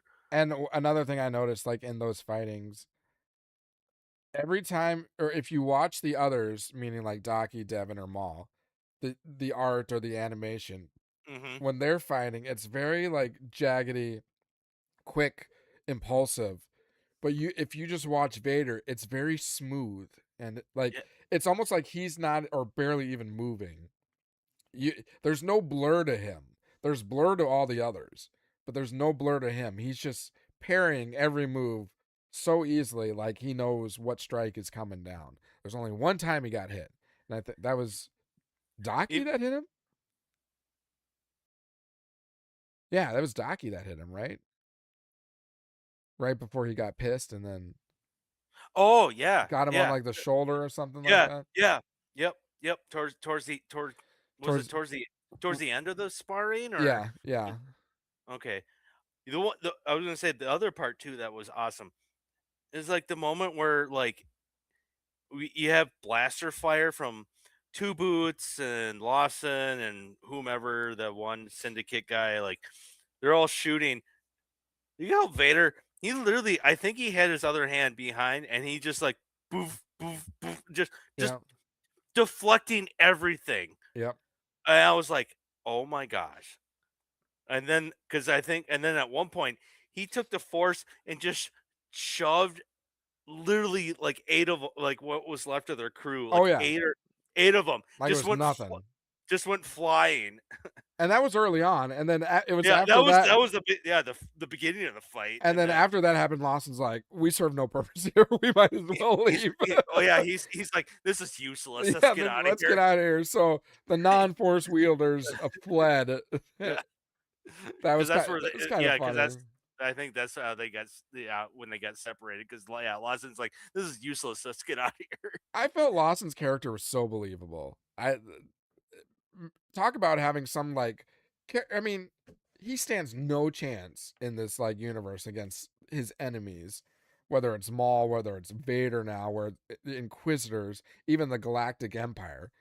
But like, here he is, still surviving, and still has like a wit to him. We're useless here. Well, Let's get out of here. It just made him so believable. well, hey, remember we learned about him, his backstory. He was a former bounty hunter. No, You oh, remember that's right. Well, he with that gal that owned the casino. Renee, They were Rena, Rena.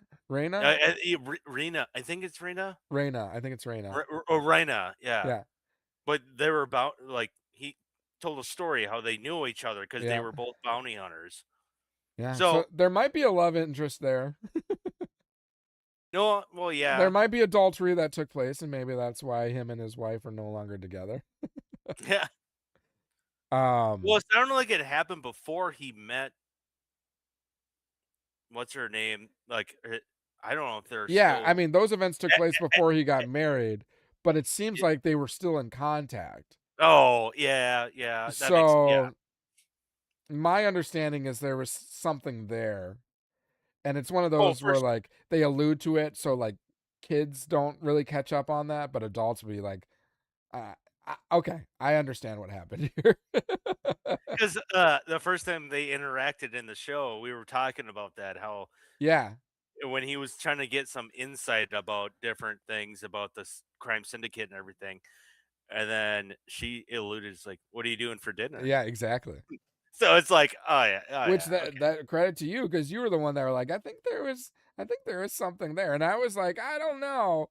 I think this is more of um like a gentleman's club establishment. So she was yeah, looking yeah. for a client or That's something. what Like, you, that's yeah, what I was thinking. But no, you because were wasn't it, that was my guess, right? It was a casino or something like that, or I don't.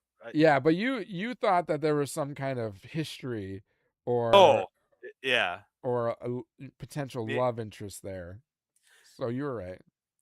meanwhile, because I brought that up too, and you're like, oh, that's the first time you've ever seen that in Star Wars.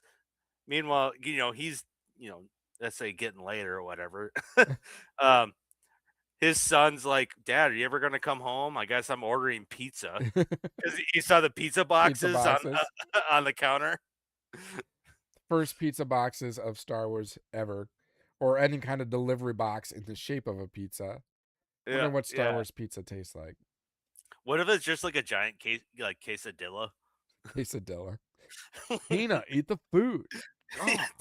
God, ugh. Oh man, good old Napoleon Dynamite. Um, I know there's so much more I want to talk about with this.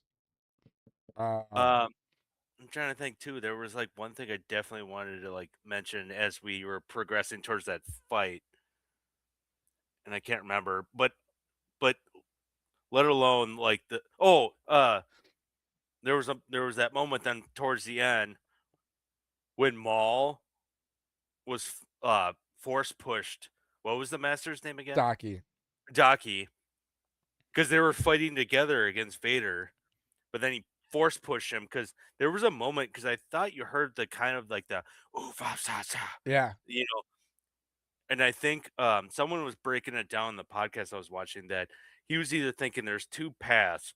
I help this guy, or the master, and try to defeat, or we might lose. Or my ultimate goal was to recruit. So if the master's dead, then I can get her to be my apprentice. yeah, So that's why all of a sudden, like you could tell he was like conflicted, and he force pushed him into Vader, and that's where Vader then like strikes him down. But then you get why am I blanking now? The apprentice Devin. Devin. So she defeated one, or kind of defeated one of the. Yeah, pushed bro- him off the side. I don't know if I doubt he's dead. Well, he clearly comes back. Like Well, we see him as like a force fart, so we don't yeah, know. so that's what I'm saying. I don't know if he's dead or not. Same with the other guy, He but ran like away, didn't he? The other one. I think he fought him off until Maul. So this was He led Devin to the hallway where Maul was, So then you see But Maul, sorry, the hallway to where Vader was, because Devin is yeah, fighting the crow one, and then he yeah. like pushes her or something so that she But then ends he up in this looks hallway, and then Vader and comes in. they said that there's a complete comparison to um, Obi-Wan and Qui-Gon Jinn because she yells just like Obi-Wan did, No, yeah, "No!" yeah, And then that's when all of a sudden that whole conflict, Maul leaps away to try to meet up with her. Try to because he already pushed the one guy, yeah. and then he was gonna jump because it was like all this like temple rubber Well, and or then rubble. I mean, yeah. of like, and he's trying to get to her Well, to help he her. made the right choice if you think about it. Like Yeah. he's not going to stand any kind of chance against Maul. His best chance is to go fight the other Inquisitor with Devin and take him out and then flee, Hmm. hoping that Daki can give them enough time. Now, it's a little bit of a dick move to do the force push. Like you Yeah. could have just walked away, dude. Like Just pushed him into Vader. Good luck, dude. and did you see that? I'm Like out. did you see that? So he force pushes Daki in the middle of them fighting. So he's still like parrying him a little bit. And then they get to a point where they're in a stance. And then Daki looks at Maul. Did you see that? Where he gives him a look. Like, did you just do that? Did you notice that at all? I thought Maul escaped right away as soon as he like pushed Daki into. He force pushed him and then he was kind of watching a little bit. And it was Okay, like a few little parry moves that Daki did. And then there's a standstill where they're engaged, they're like defending each other's lightsabers, but they're standing still. And then Daki looks over at Maul and gives him a look. well, I knew Daki the whole time was giving him multiple looks, so I'm trying to Well, remember that. if you've got it on, go to that part and then just wait. So look for the force push. And if looks could kill, man, that look that Daki gives Maul was like, fuck you. Because Daki essentially knows what's Right? happening now. No, okay, yep, yeah, I see it now. I know what you're telling me. He kind of like looks over, like, Yeah, he what the? gives him a It's like, like, what the fuck like, did you just do? are you fucking serious? I thought we were on the same side He's here. like, this is the Maul But, that I figured was gonna be, this is but who I figured you were. But before I forget, then that whole moment when they're trying to get away constantly, I don't know if it carried over from the first episode 9 into 10, or it was part of 10 when they try to get away from Vader and Maul tries to pull the whole like structure down, Yeah, and they're like, It's like what's with it with the Force and using like structure and rocks and stones." But the way Vader just like kept he just had one hand and he was holding it while he kept walking towards them. Just gave me like, oh my god, like and fucking he's like slicing the boulders and everything. yeah. And then there was the one scene where so it was Daki and it was Maul. Maul was trying to tell Daki about like you got to you got to bring out your rage. There's a Yeah, he's like I got this sense that's the only way to beat this whoever this is because I don't think he knew at that moment, but later on you can tell he's like, oh, you're Sidious long apprentice he's been looking for. yeah, You're Anakin. Like you don't hear that, but you get the vibe of it. yeah. But that jump scare scene Oh yeah, 'cause he, like 'cause his leg is all so he has to, like, sit he kinda has to sit down, and he's trying to tell Daki, like, "Oh, you gotta unleash, your rage or yeah. whatever." All of a sudden, boom, there's, the Force hand, and it's Vader, and he just comes walking through, and you're like y That was you're just like, terrifying. Yeah, I w I jumped. I jumped at that moment. I totally I was like, "Oh, I was like, "Oh, shit." Yeah, So I loved what Maul was telling Daki there. He's like, this guy was, he's a trained Jedi. He knows what a Jedi's gonna do. So oh, like yeah. Yeah. the only way we're gonna win is by tapping into your rage. It'd be a surprise element, even though Vader's probably well aware of rage and can handle that as well. But I thought that was really an interesting scene though too, when both Maul and Daki they're trying to convince Devin on the right course of action to take. It was because they like keep it going was back a and perfect like angel and devil on your oh, shoulder scene. Like totally. you got one saying one thing, you got the other saying the opposite thing, and you got to make your decision here. And I mean, Maul looks like a freaking devil, so it's perfect that he's the devil side of it. And then Daki is obviously trying to, elicit the Jedi way of handling this situation. So I thought that was a really cool scene, trying to convince Devin going one direction or the other. Which overall, this whole first season, I think some people might knock it for this or that. I thought the dialogue was great. I don't Oh know. yeah. Well, I am also just, and we haven't talked about it enough in my opinion, but I think Devin is such a fascinating character. And she did a phenomenal job. I don't know who the voice actress was, but between the voice acting and the animation of her, just her facial expressions and everything, like she was a very good character. Um, I obviously will get more of her in this season, but I have really high hopes for her in terms of the long term. Like honestly, I think there's potential that she could be one of the villains that we'll see in like the Mandoverse or beyond, because obviously Maul is not with her in Rebels, so either she's dead or they've parted ways. I'm going to take on the sense that they've more likely parted ways, and she would be a fantastic villain in some future Star Wars movies or Like show. projects and whatnot. Yeah, because remember, you know But how I've been talking about like with the Mandalorian show, how like Thrawn is the bad guy, but there's got to be someone else that is higher stakes. It could be Devin. And do you remember when Balin's skull is standing on that statue and he's like senses something calling to him? It could be mhm. Devin, because Balin's skull is he's not a Sith. He's a former Jedi that's like sees different ways. So maybe Devin is just like him. So I think there's a story there. I mean, I always assumed it was like, um you've got the Mortis trilogy where you've got the father, the father, the daughter, and the son.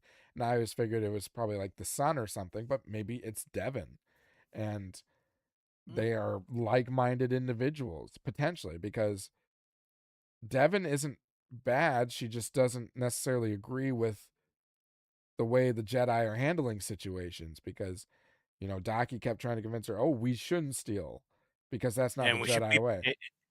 And it was always be. Even in these last two episodes, there was moments where he was telling her, "Remember, patience." Yep. And then Maul would be like, "Patience? We don't got time for this." Yeah. Like, Well, even Devin, like with the stealing scene, like she's like, "But survival is important. Like we have to survive, and the only way we yeah. survive is we got to steal food." So, like, she's not necessarily a bad guy. She just doesn't see the same way as the Jedi do. And Ahsoka is kind of the same way. I mean, she's a good guy, but she left the Jedi Order because she saw how the Jedi were not what she originally thought they were. And even Eh, Anakin Skywalker's thought that way. Qui-Gon Jinn thought that way. That's why he was a master, but he got invited to be on the council, but he didn't accept it because he looked at things differently. Count Dooku, I would say Dooku when in that cartoon series. Is Tales it of the Master Jedi. Tales of the Tales of Jedi or Tales of the Under or one of those? Tales of the Jedi was the one Was with it Tales of Dooku. the Jedi? When you had a young Qui-Gon Jinn and even Dooku, you could see like the whole dynamic, like which kind of like you could see where Qui-Gon then started being, where his vision Yeah, was probably taken after Count Dooku. Count Dooku just took it to the next level. yeah. So, but no, I know that's super fascinating. And even Maul's like that. Maul is like, he's become a But character that's no longer like I mean, he's a bad guy, but he also understands the gravity of the situation, and that like who Sidious is and he's got to go. I mean, there is still a moral, some semi moral compass to him because in the previous episodes, when he's having those visions and he sees his younger self, he's like, I can't let this happen to someone else.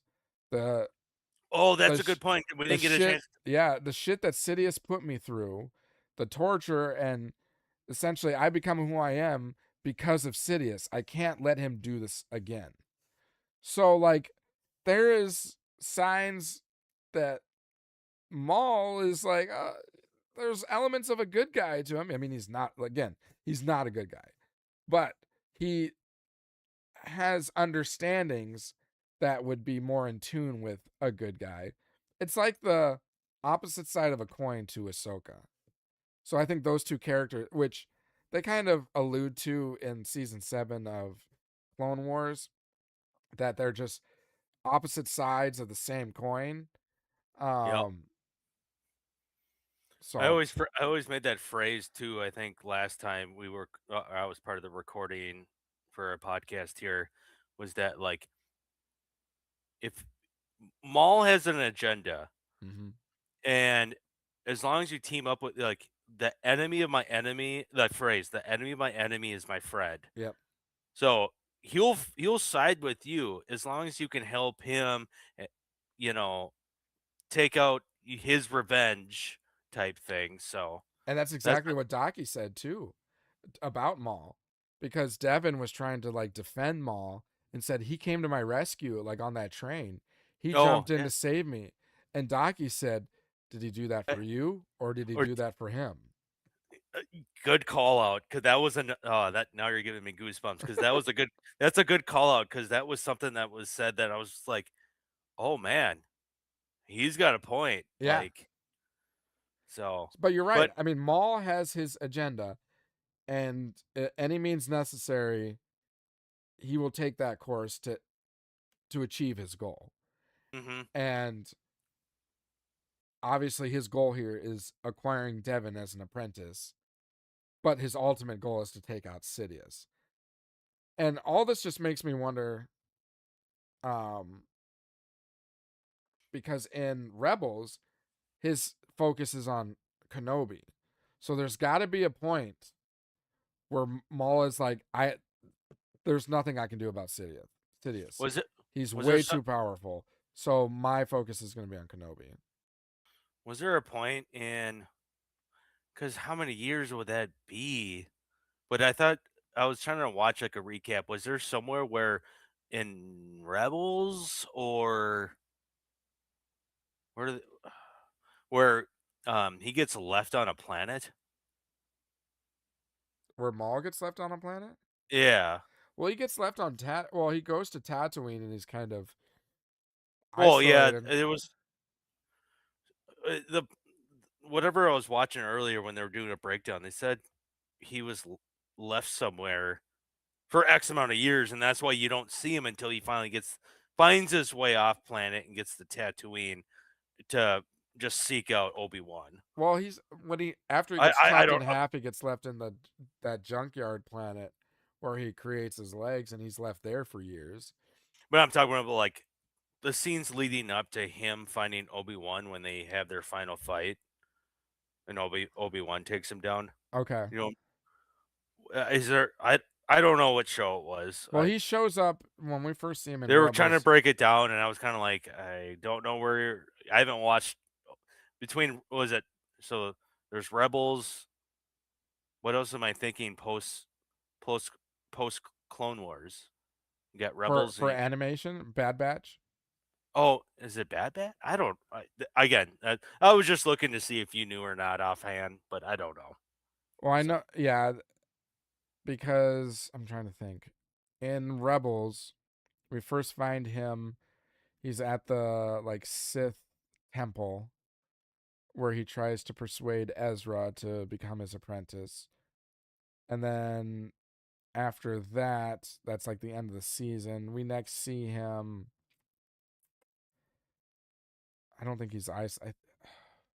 He's trying to get in contact with Ezra because he's trying to get a holocron and they have to have like a Sith and a Jedi holocron together in order to like see a vision.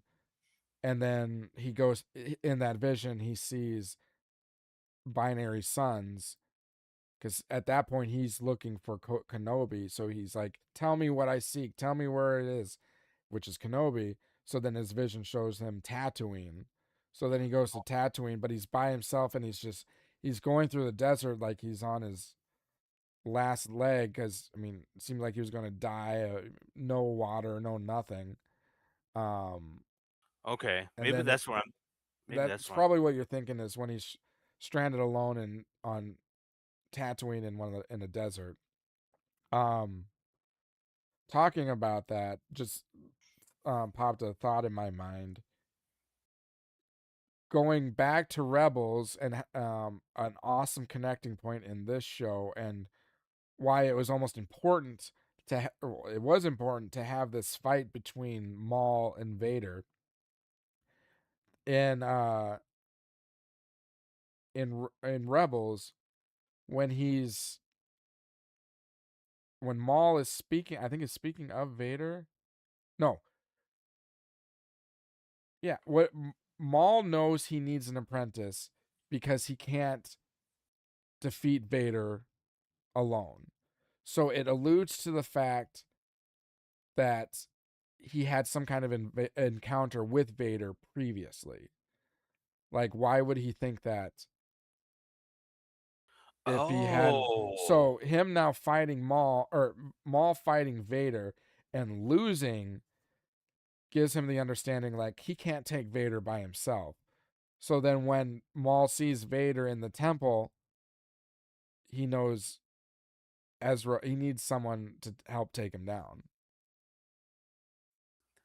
okay. Wow. When he put the pieces together, yeah, for sure, So that makes sense. I mean it's not just badass watching Maul and Vader fight. It's awesome, but it's awesome that it makes some kind of connecting element too. Um Hey, I was telling you when I was texting the other day. So I got I got spoiled before watching the episodes that Vader was going to be in it. oh really?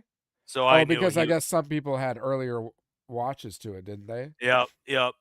I saw. I don't know if I saw or read something, and it's like people like over in like Australia or something had already seen Earlier it access for May the early. 4th.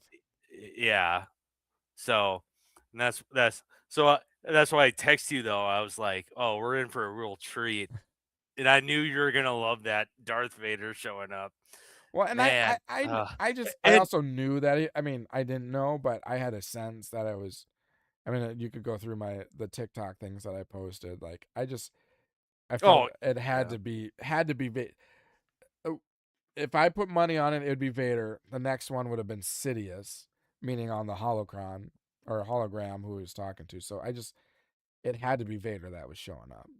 I know, and I have to look back at the scene, but it looked like someone with a cloak. Vader doesn't have a hoodie cloak, No, right. and it would be Sidious or the whatever 11th brother.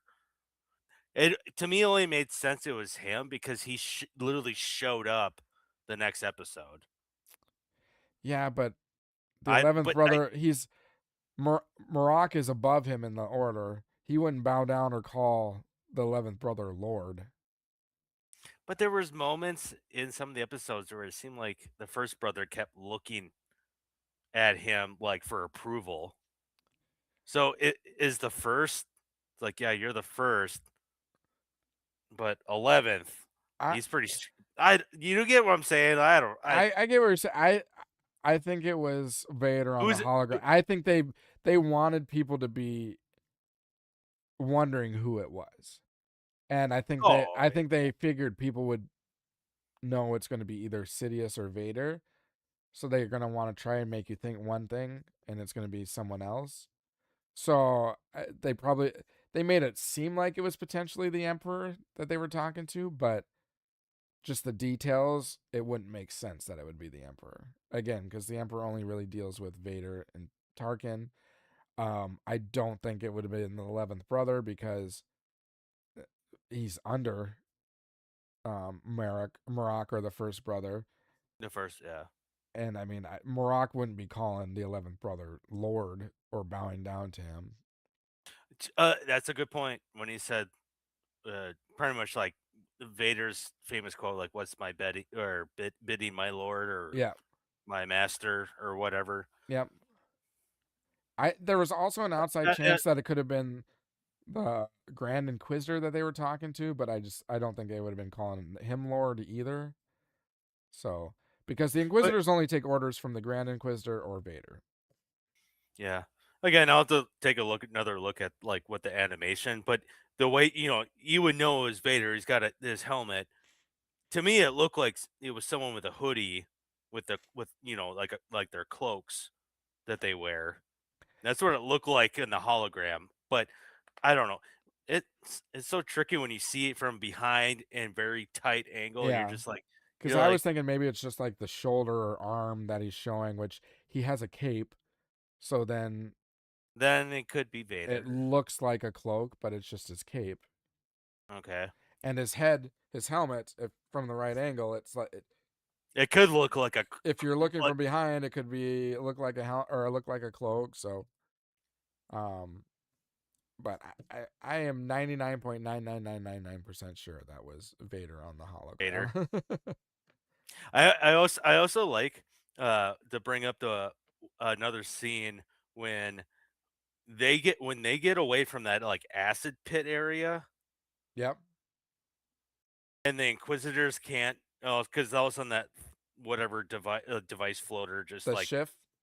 yeah, sank in. So all of a sudden the two Inquisitors couldn't make it. Uh, the first brother looked at the other one and he goes, "Let him know they're on their Oh yeah, they're on his way." yep. They're heading his direction. And they're heading in his direction. That's how Vader knew he was. Oh, like part of me, I was like, are they talking Who about is it? Vader? Who is it? I was like, who is it gonna be? Who's it gonna be? Who is it? Keep talking. I got to take a time out. I'll be right back. Okay, But keep okay, talking about that. yeah, yeah.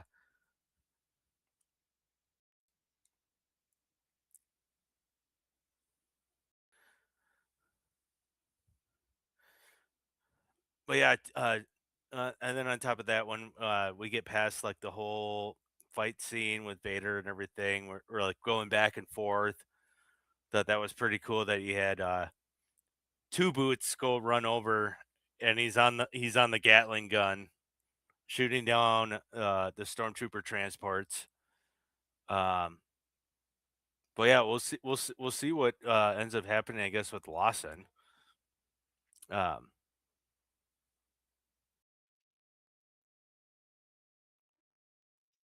if he comes back or not, because like Mudge said, like we don't know if Lawson really died or not. Who knows? I don't know. Do you think he's dead? I think he is, but I it, mean, it even if just he se- isn't, like, how is it like it he's in just the seems like, jungle planet? yeah, it just seems like, well, yeah, there's that, but then that's what I'm saying. What if he finds Rook Cast and them two somehow find way off planet? I honestly don't think Rook Cast is dead. So you okay?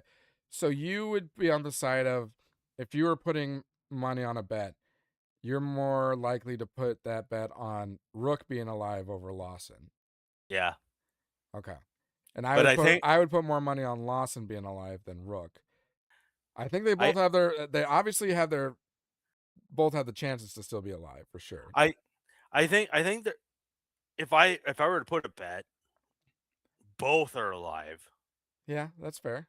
That's where my gut feeling is that they're both alive. And I would think that Filoni would love to do something where it was like Rook became the armorer because both the armorer and Rook are his characters. So he'd be like, this is pretty cool connecting opportunity here.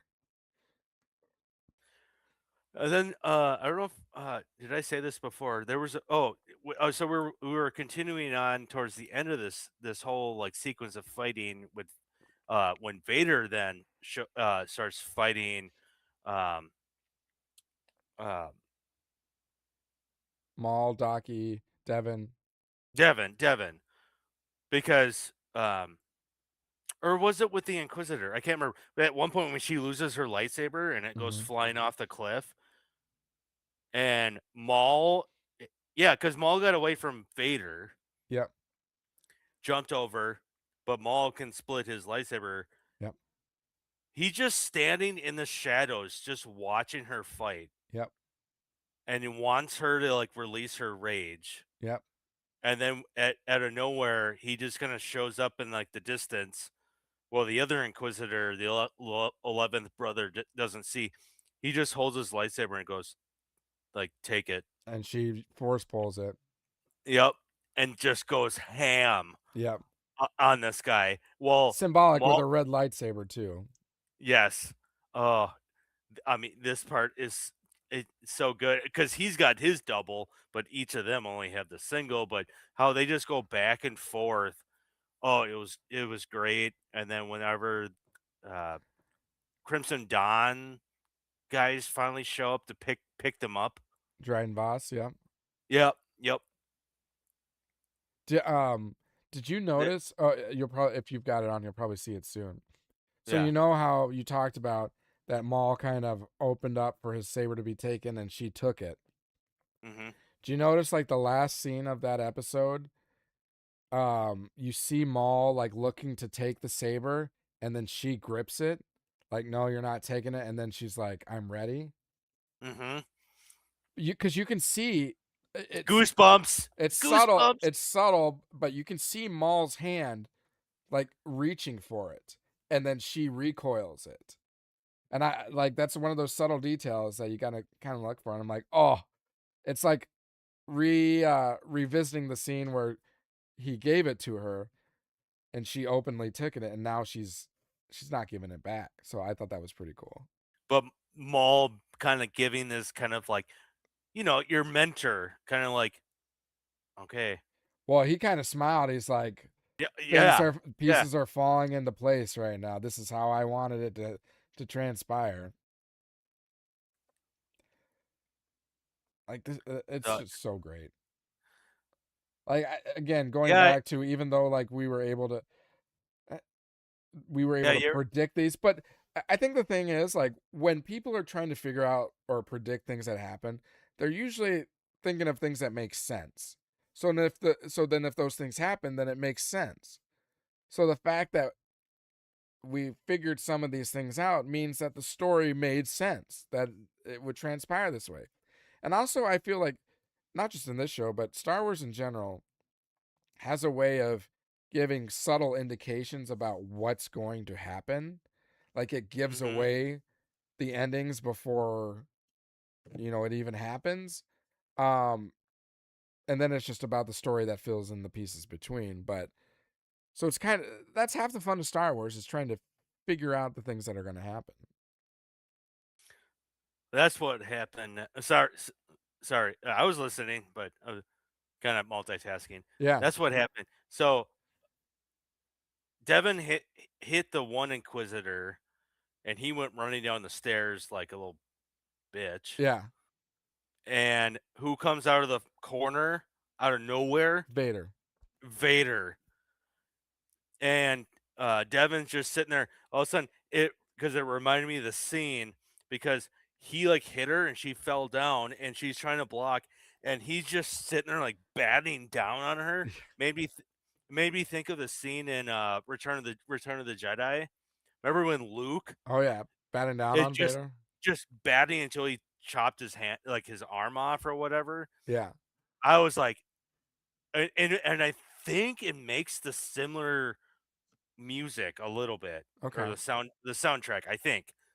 But and then that's where then Maul comes running down the stairs, and then he again uses the force to bring down the bricks and Yep. rocks.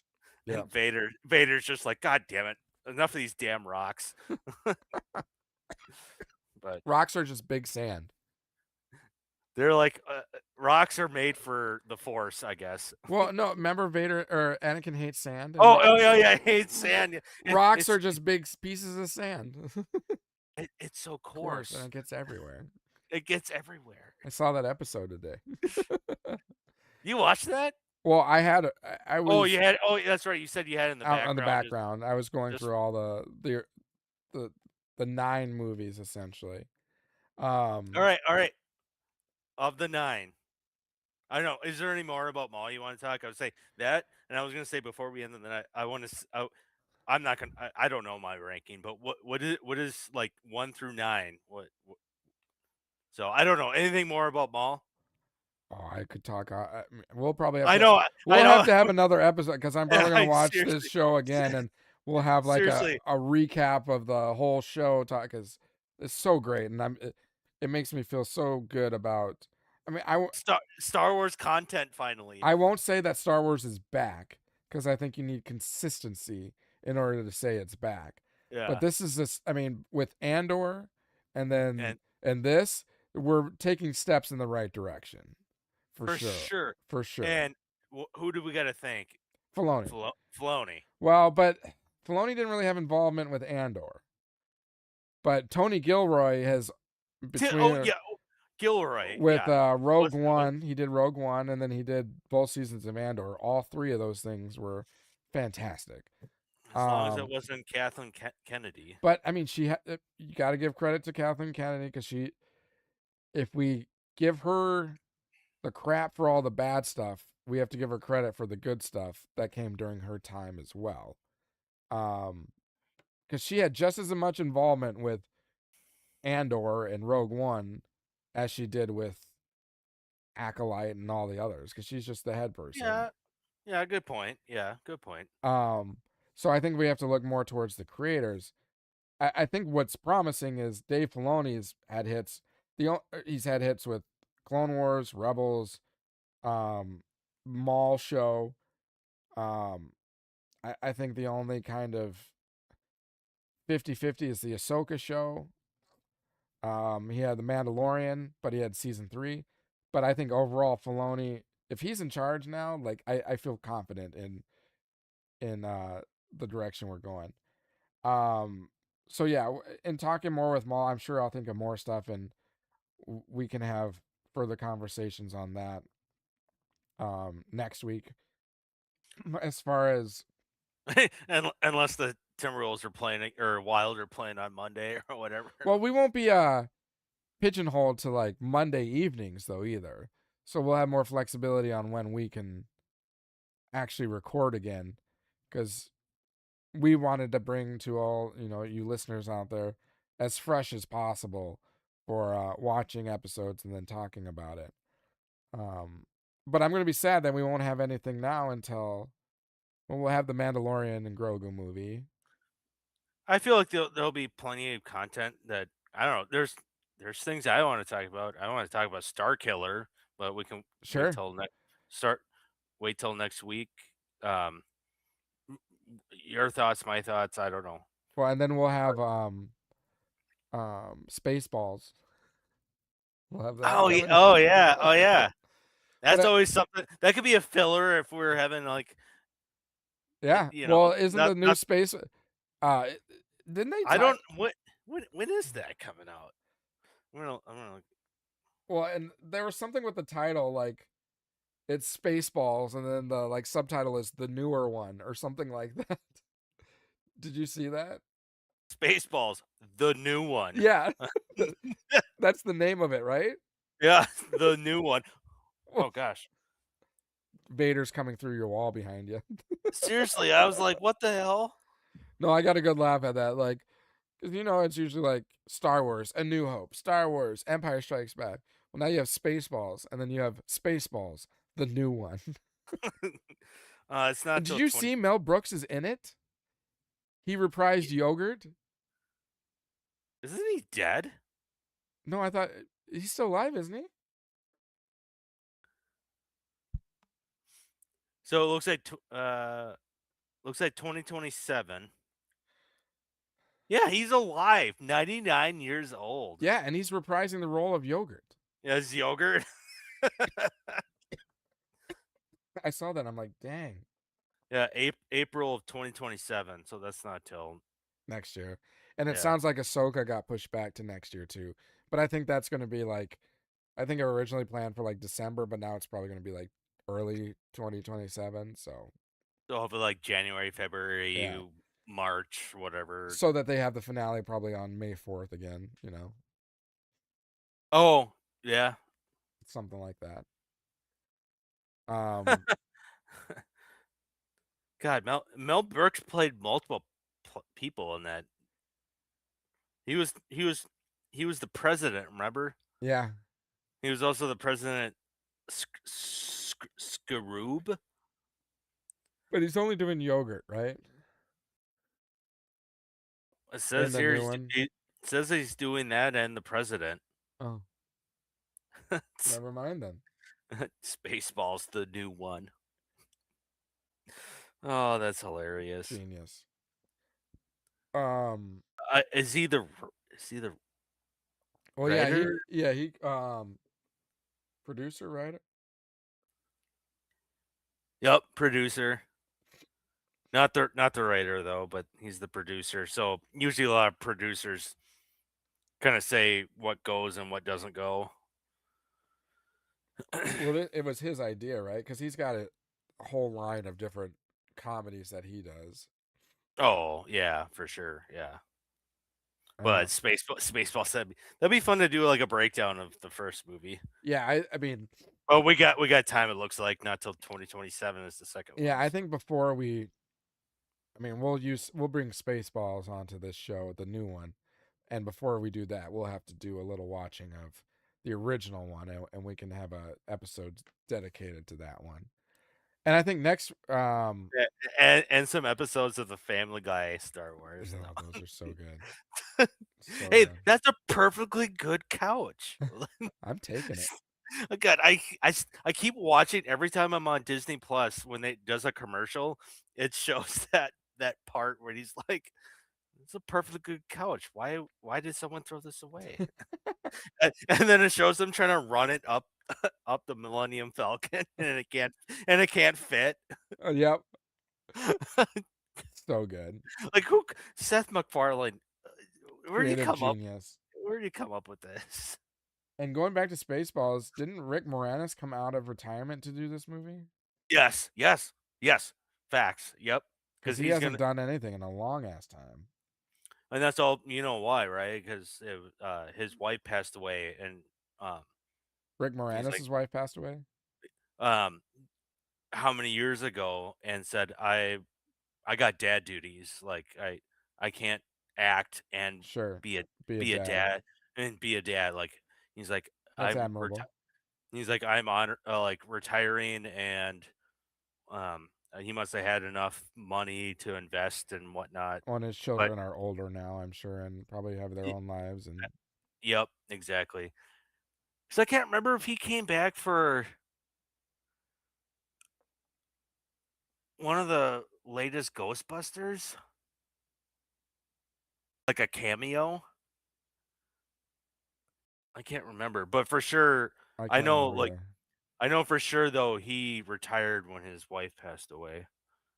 And I forget. Bill Pullman's coming back too. Oh yeah. Oh Obviously, man. no John Candy, R.I.P. I Barf. wonder if I wonder if At least yeah, he's a. I mean, bar. you could. Wonder if they'll have like yeah, like you can kind of maybe replace like recast him Yeah, probably. if John Can or if Chris Farley was around, what if they put him in for? Chris, I didn't know this. Chris Farley's got a brother Yeah, that that's looks enacting. Yeah, looks a that lot like him. like a lot like him, They could use him. I and mean, he's that's possible. not any resemblance necessary to John Candy, but um, I don't know. I feel like it's very similar humor. Yeah, Well, because I think some of the things I've seen it's like pretty funny. But it's not John Candy, but or they'll do CGI for or or Barf, or like they did in Ghostbusters for Egon or something like that. hmm Oh. I'd just be curious if they're what kind of like what's the story about? Because I thought the first one was just so ridiculous. Was it all about getting this like giant vacuum? First Ghostbuster? or no, Spaceballs. Oh yeah. What Well, like, what was the premise of the whole movie? Like, it was just so random. "Hey, comb the desert. How you guys doing? it's Hey, we ain't found shit." the entire thing was just taking Star Wars and New Hope and just making a parody out of Just it. a big giant parody Yeah. out of it. We But I it's thought now there gone was from somewhat suck to blow. sucked a blow. Oh, no, it's Pizza the Hut. There wasn't much rhyme or reason to anything. It just making it as ridiculous as possible, associating it with the original Star Wars movie. And it was making more fun of just Star Wars. I remember Yeah. I think there was a couple Star Trek jokes, and then at, what was it, at the end, there was an alien that popped out and was dancing Yeah. on the Hello, it's my like, baby. Hello, my "Oh, darling. my Hello, my man." love, name child. If I you just remember refuse me, you're gonna lose me. Yeah. I was just like, "What the fuck am I watching?" I was like, "But this is hilarious." Oh Oh, man. and then the Schwartz, and then when he, like, pulls the lightsaber, it goes, "Ooh." Like, I see your Schwartz is as big as mine. And they always hold it, so it's like down there. It's a ring, but their hands are I know, more yeah. in their crotchal When region. when they draw it, Yeah. it's like, "W what?" Yeah, we'll do a episode dedicated to that for sure.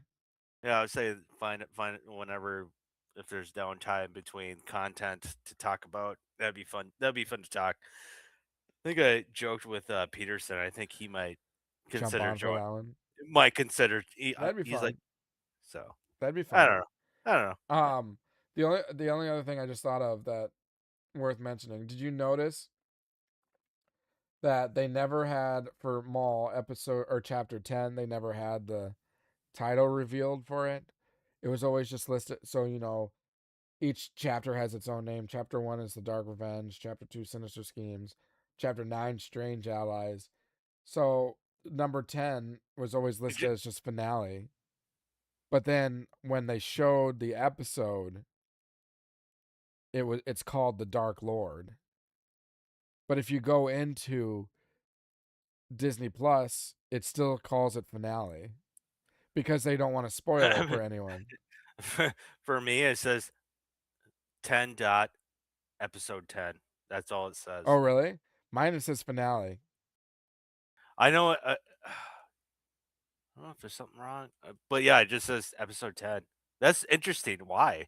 But I do remember it because they saying, don't want if they showed it, people would figure it out before they even watched it. well, Because both were released, like episode chapter 9 and 10 were released at the same time. right. You said what's actually the name of the Dark Lord? Or The Dark Lord. So if you well, go we could assume that's Maul because that's what the show's called. Or no, No, he's Vader's the shat. Dark Lord. Oh, okay, He's no, Shadow yeah, Lord. sorry. Yep, misread that. Okay. Yeah, so if it Also, Oh, go ahead. sorry. No, you go ahead. I was just going to say yeah, cuz if they showed Dark Lord, everyone would know it was Darth Vader. That it would be popped out or it would be making an appearance. The Dark Lord himself. Hey, you say everyone. I don't know. I wouldn't be Okay, I won't say everyone, but mostly everyone. many people would understand that to be Darth Vader. But I was going to bring up your valid point, and it also got brought up in one of the podcasts I was watching. How awesome, like the whole Vader scene and everything that we saw of Vader didn't say a single word. How terrifying is that? All you hear is him breathing. Uh, How how terrifying is that? That he It's amazing.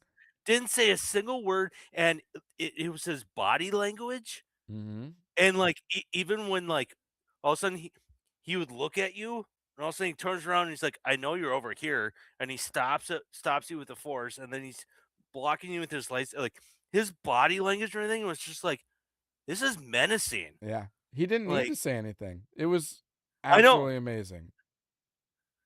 So that's what I'm like, "Make a movie." You don't You But don't then he'll you have don't to say something.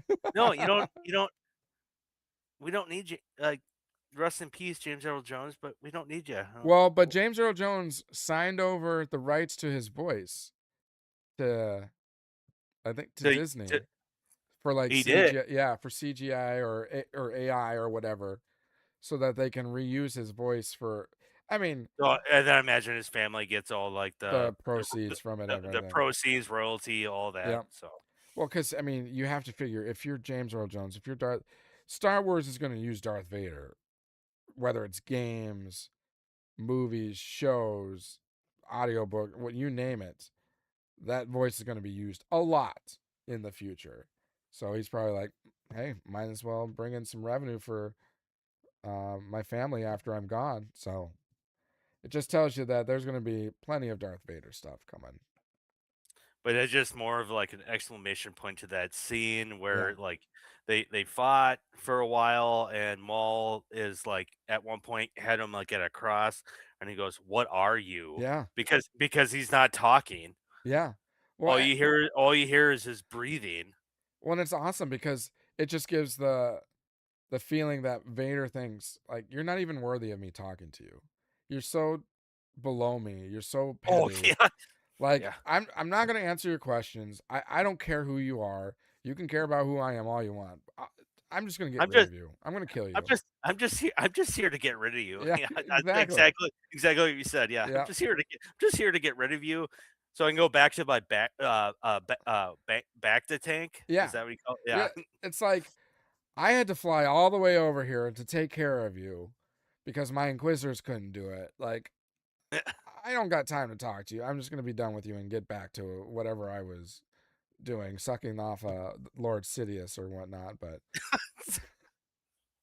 I only said that because Revenge of the Uh, Sith was on, and there's that scene where right after Anakin like cuts off Mace Windu's hand and he's like bowing down to oh, Sidious, and that was such terrible angle to take with the camera no, you're totally and right. timing it up with what. It's like it was funny because it was coming up and it was like shortly after Colleen came home, and I'm like, watch this part, watch how inappropriate this part is. And I have to be like, I don't know, I have to speak in code because my kids are around or whatnot. I'm like, watch this, and he's just like, ooh. And I'm like, you see where the angle is for his head, and you see him like, Yeah, and he's like because he's moving his head too. It's I know like, the way his eyes close. Like, ooh. it's like who made the idea or who came up with this idea to have this angle and do that? It's like terrible. I'm sorry. Oh, Anyway, so that's what with the Inquisitors not taking out Maul or these Jedi, he's taking Vader away from his responsibilities with Lord Sidious. um I will say I think we'll get more Vader in season 2. I hope. God, I I think there's hope. going to be a time Like, jump. There's going to be a time jump. We're not going to go through probably like training of Devin. It's just going to be fast forward a couple of years where she's she's like more of an adult like, and like not a Jedi master, but a Jedi Knight well, version, like a version, of course, but under Maul. yeah, and they're not Sith. Which going back to talking about like, is this going to be Darth Talon or not? I don't think she can be Darth Talon because Maul isn't a Sith. He despises the Sith, and only the Sith are Darths. So she can't be a Darth Talon unless she parts ways and becomes Yeah. a Sith. Um, That's what I think I was telling you about because I was like, well, how could she be? Oh, and that was another thing. Um,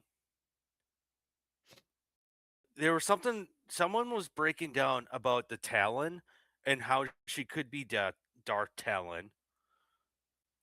The Talon has something to do with her old master.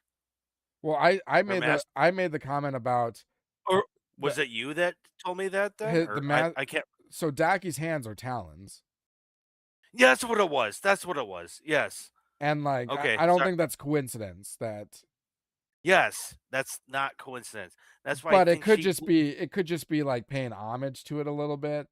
Like she's not mhm. gonna become Darth Talon because like they're not Sith, but we'll have her master's hands be talons and be like, see if people catch on that or something like that. I don't know. Because no one would be like, I'm going to call myself Darth Talon because my master had talons that were hands. You know what I'm saying?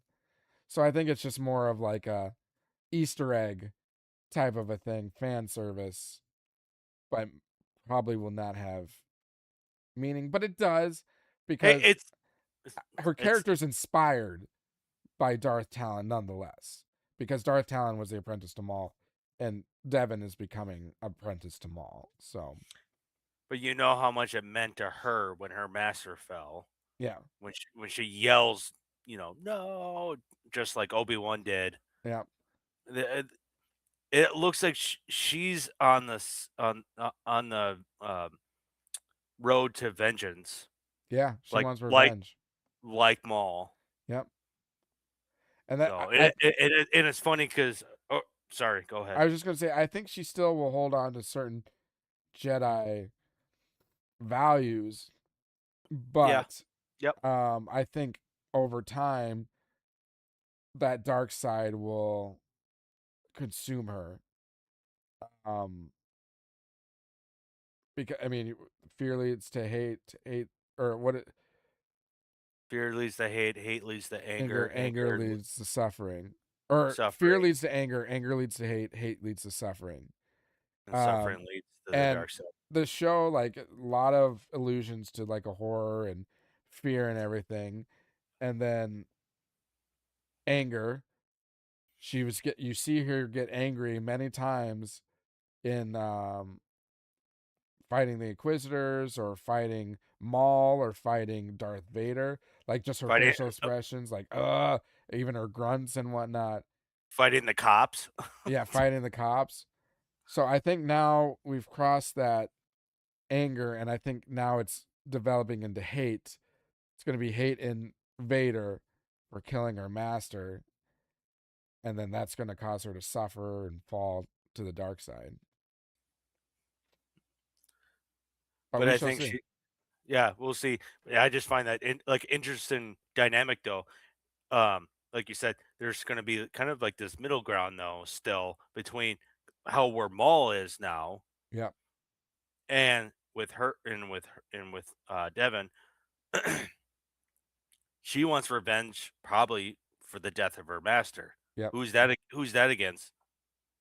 Vader. Vader, Who does Maul want vengeance against? Sidious. Isn't that What if we coincident? got? What if we It, got it, like a Maul Devin v Vader Sidious? wouldn't that be awesome? But who would I win don't. that fight? That would not even be a fair fight.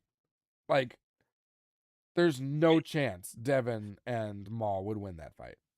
They barely could stand their grounds against Vader. Vader alone could take Maul. Emperor could take down, or Sidious can take down Vader, and Yeah. Devin's the lowly one on the totem pole. So, but I think season two, I think we'll jump forward. I think they'll be more established in their relationship and master apprentice, not Sith, not Jedi, or whatever they are now. Um, but I think they'll dive more into Crimson Dawn and the underworld, and Maul helping Drain Voss, taking down the Crimson Dawn crime lord. So then exit that guy. They name dropped him, but I can't remember. And then insert Drain Voss as the head of Crimson Dawn. And then Maul working his way that he's the head of like all the crime lord, all the underworld. I think we'll get Kira or some kind of connection there in the next season. So to Solo, I I think we're setting a pass to the Solo movie in many ways. At least the end of it.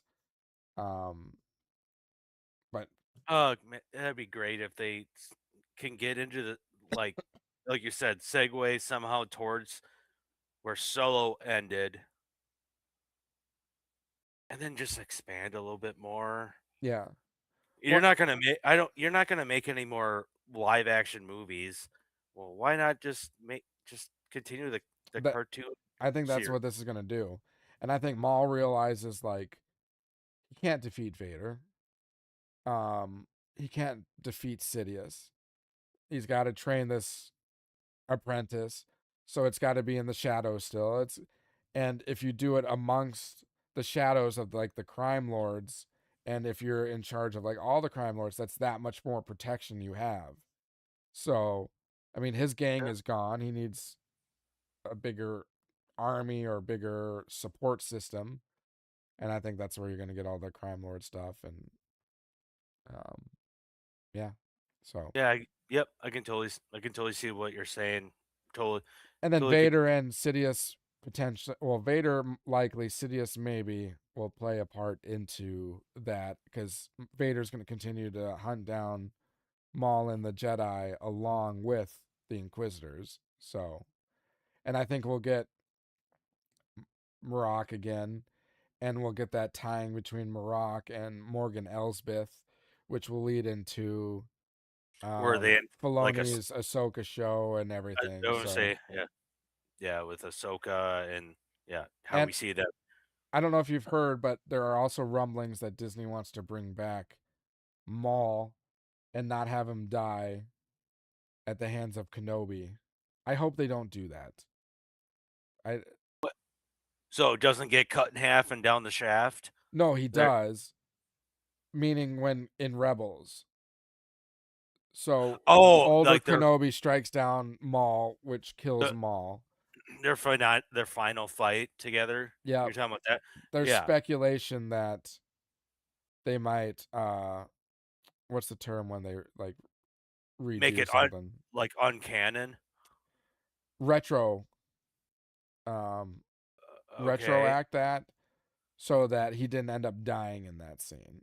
I'm not saying it's true or not, but there's been rumors that because of what they want to do with Maul now, they have the issue of that they killed him off in Rebels, and when they shouldn't have, but yeah, because I think they want to go back to George Lucas's vision of a sequel trilogy in a way with what they had planned with Maul. oh, But they can't do that because they have the sequel trilogy. But what they can do is squeeze it so it happens before the sequel trilogy. But they would need Maul alive for that. So then they might bring him back or something. I hope they that just leave him dead. But I thought that about when they killed him off in Phantom Menace. And like, how is he still alive? But hey, now that he's still alive and he's doing what he's doing, like, I'm okay with it. yeah. It's pretty But badass. I think at that point with Maul though, I think the fact if you didn't watch the cartoons like Rebels Yep. and all these other like to understand the backstory, there's a lot of people that wouldn't know. So I don't know. Can you just continue what you're doing with the cartoons? We'll cross that bridge when we have to, but don't make a live action. Yeah. I don't I think they guess I will. I don't I think they. guess at this point, I think I, Maul would probably stay animated. I don't know. I mean, what would you do? Would you attempt to make a live action movie? I mean, I he was in wouldn't. Solo, but For what? because you would have to. It has to be what's his face for the voice, but it would also have to be Ray Park, Ray Park is the physical actual actor, physical actor. and then is it starts with an M. Sam Witwer. So yeah, that's what it is. Yeah. Sam Witwer would have to be, so it'd have to be a voiceover. Which I thought didn't they do that in that little cameo at the Yeah, end? they did it with, but it was easier because it was a hologram, Just and it was just for a short. short period, Make a whole movie might and be live might action, and you see him non hologram. It would be more. It'd be a little off, I think. be yeah, yeah. So I don't know.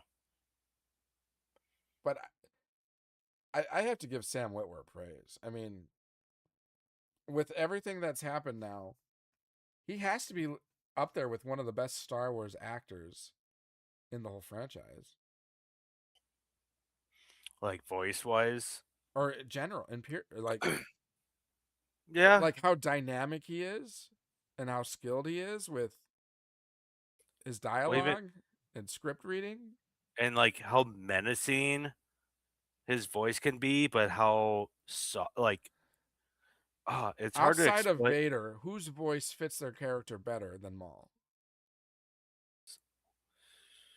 I mean, no one will ever beat Vader. I mean, James Earl Jones. No one can beat that. no. I mean, he is the epiphany of bad guy in film history. But just the fluctuations he does, like, Oh, K2SO. Come on, his voice actually hits pretty hard. it's really Like, good. It's really good. And I'm still gonna put Sam Witwer over him. we, Alan we, Tudyk. yeah, him. I put the coordinates in. Where are we going? Like, oh, I'll let you know. It's like they never let. Or what was that whole like conversation in the cockpit when Andor wasn't telling them like where we're going. It goes great. They never tell me anything. Oh, He's so God. good. He I was do wish we could get more of it. Unfortunately, we probably won't get any more K2SO, but I wish we did. Like, I was really relishing what little we got in eh, Andor after Rogue One. and your favorite part that I still laugh to this day in Andor. I have cleared a path when he does the hallway scene, Oh yeah. and he's like, Cassian, I have I've cleared cleared a a path. path. It's like that's I told you to stay with the ship. I love that show. I wish it. I mean, it did get great accolades. It was nominated and won a bunch of awards. Oh, it did. Mm-hmm. But I just wish that God, it's mostly like diehard Star Wars fans that are probably watching that show. And I wish, and like, if there were non-Star Wars fans that would watch that show, they would be like, "This is a good show on its own." I know if you weren't If you like, stripped what's it from the Star Wars title and it had nothing to do with Star Wars, it'd be a great show on its own yeah, totally agree. I try to get some of our mutual friends. They don't care to watch it. because it's Star Wars. I don't if it's that's the reason because Star Wars is in the title. Like, come on. I'm like, did you watch Rogue One? Like, oh, I loved Rogue One. I'm like, you're gonna love this. Like, Andor is almost better than Rogue One, in my opinion. There's more depth to it. I mean, Rogue One's awesome because of its connections too with, like, we're visually seeing a lot of Star Wars stuff that we love from the original trilogy. I think we talked about this. This is literally a trilogy. Yeah, it Yeah, is. season one of Andor, season two of Andor, And then and Rogue then One. Rogue One. Boom. How it segues into Rogue One is Perfect. perfect. Perfect. Perfect, perfect, perfect. Yeah. And Well, you that goes back get to a our point earlier in this recording. Like, some shows could just essentially be a movie. So, like, you could have made it. Yeah, you could have made Andor a trilogy. yeah, you could have made a movie trilogy of the Andor. You could have cut away some of the non necessary stuff in season 1 and season 2 and just make it a trilogy. And but I'm sure they were like, well, it was probably more they created Rogue One, and then that did so well they're like, all right, let's get a story leading up to the events of it. And it's hard to make like a trilogy movie because that's let's say you did um, Return of the Jedi and then went backwards. Right. That doesn't really work. You know what I mean? Like Yeah, it's tough. so, because like all of a sudden, like, well, how do you go backward? Or like, let's say Return of the Jedi, and then you went New Hope, and then the Empire Empire Strikes Strikes Back. Back. Like it just it's too you need a flow, Yeah. and it doesn't work well, and especially if you know what the outcome's going to be, doesn't help. Right. Like Andor worked because we knew what was going to happen, but it was nice to see the, kind of like a backstory of how did we get to Rogue One. Yeah. So But I do understand too, like a lot of Star Wars fans, like Star Wars to them is the Force, saber fighting, all that stuff. And that really has none of that in there. So I can understand why like Star Wars fans would be turned away, but in that regard, I feel like that's what would allow for more non-Star Wars fans to enjoy it that much more. Because then they're like, yeah, "Oh, it's not really Star Wars even though it has the Star Wars title to it." Cuz I mean, it is probably the least Star Wars feeling content we have, but it's also like some of the best Star Wars content we I have. say between that and what was the one with the Acolyte? kid? Oh, No, with the Skeleton kid, Crew? Skeleton Crew. Yeah. I'd say between those two shows, Yeah, agreed. it didn't have like a heavy. It had Star Wars feel, but not as heavy as like you know. I always love it when he said saber swords, Oh, laser swords? or well, was it L- laser swords? laser swords. What did George Lucas always call it? And then Harrison Ford said it in Yeah, wasn't it yeah, in a laser swords? in A New Hope. I thought he's like, "There's no such thing as the all powerful force, and I've never Some seen like." hokey religion and Yeah, and something like laser sword. It was at laser. I think it was laser sword. I think you're right. But George Lucas originally wanted to call lightsabers laser swords. thank God he didn't, if that's true. Just does not have Because the same ring to it. I Laser know sword, laser sword versus lightsaber. lightsaber. Lightsaber. So someone must have influenced them to say it. Yeah. You know. George, let's go with lightsaber. Yeah. Because that's more what it is. It's a lightsaber. Well, I guess if we were getting really technical, saber is. I don't think saber is just. That's more of like an angled sword. Hmm. So Yeah. it's not. Which, like a katana, which we see some of that in like visions and stuff like that. But we, I don't know if he's looking at that as like when you swing it, it kind of looks like that a little bit. yeah, the light trail kind of But if curves a little. you hold it straight, it's just yeah. Yeah. Which I are, yeah, digress. we both digress. The good thing, We're good going thing it's all lightsaber. It's getting yeah, I late. know. Let's just say thank God it's lightsaber. Yeah, I know. We can talk forever. And then um, I know you've been sacrificing so much sleep right now. it's okay. Um, but yeah, I'm sure we'll talk more Maul probably in our next recording. I know I'm gonna watch it again, and I'm sure I'll catch some more things. And just having something to talk about like this just makes it interesting and makes it fun. Looking Yeah. forward to the next episode to talk about way more than when we don't have any content. But when we have bad content like the Acolyte, sometimes it is fun to talk about that crap too. So, Hmm. um, but good that Star Wars I feel like is getting back on track, getting some good stuff. Looking forward to season 2 of Maul whenever that comes out. Hopefully next year or the year after. Um, eh, And they've already been it's been confirmed. confirmed season for sure season 2. Renewed for season And it 2. seems like every year we get a new animated season. So it will either come out next year or maybe we'll have something new for next year animated. But because we had Bad Batch before Maul, and before that we had Rebels, and we've had um, Tales of the Jedi, Tales of the Yeah, Underworld, Tales of the Empire, Empire. Yeah. Clone Wars, all sprinkled in amongst those other years. So I feel like either next year we'll get season 2. Well, it'll probably be next year we'll get season 2, and then maybe something else animated. But I mean, I hope so.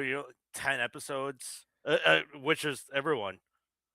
10 episodes, and they're like 20 minutes each. I would say they might as well have just made it 5 episodes, 40 minutes each. Yeah. Because Well, like, did you find it weird? Okay, I'm gonna bring this up and then we can close down. But did you find it weird that in last week's episode, so going from episode 7 to 8.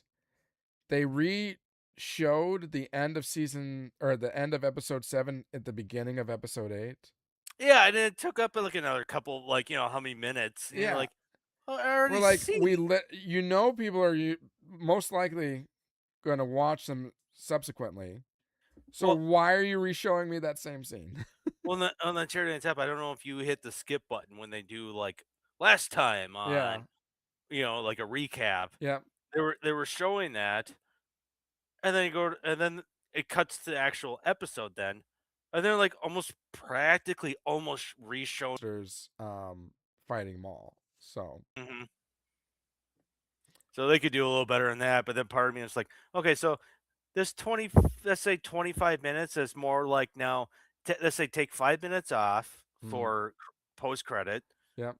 and I just watched another 3 minutes. So you're telling me I'm getting like 16 minutes of this episode? Yeah.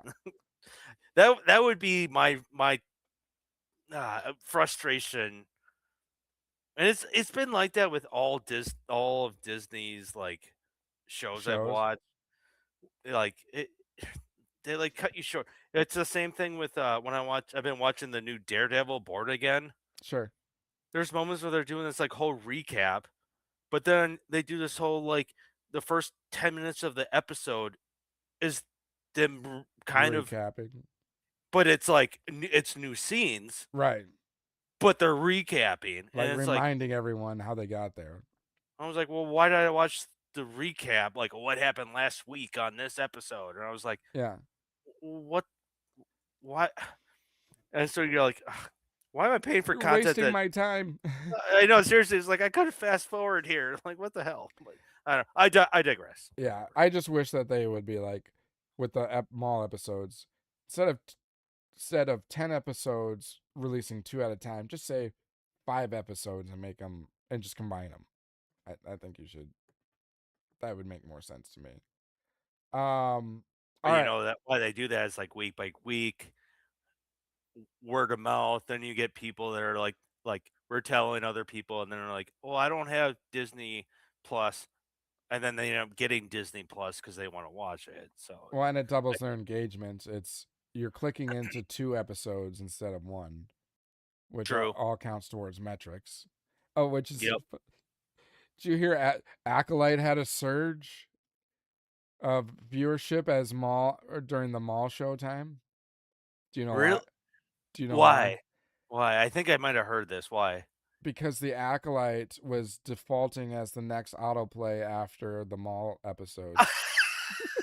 Yes. No, mine was doing that. I was like, I don't want to fucking watch this. But every time it flips over, it counts as an Like, engagement with Acolyte.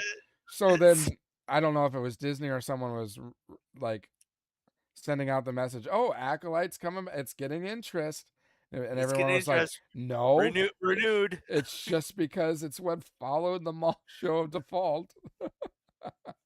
I thought that was funny. It's I like always hate that. I hate they're that on. they're trying so hard to push that this show was good, and it was like no one believe like okay, there I won't say no one, but a vast majority of people that are fans of Star Wars will tell you that was crap. I heard Disney might try to disclaim that show I because it They be- should. because if you do that, they've done that with Disney and other companies, but Disney specifically this past year disclaimed Yeah. certain like movies or shows, so that means like it's off the Well, they platform. did that with the Willow show. They That's okay. I did we talk about this Yeah, we already? talked about yeah.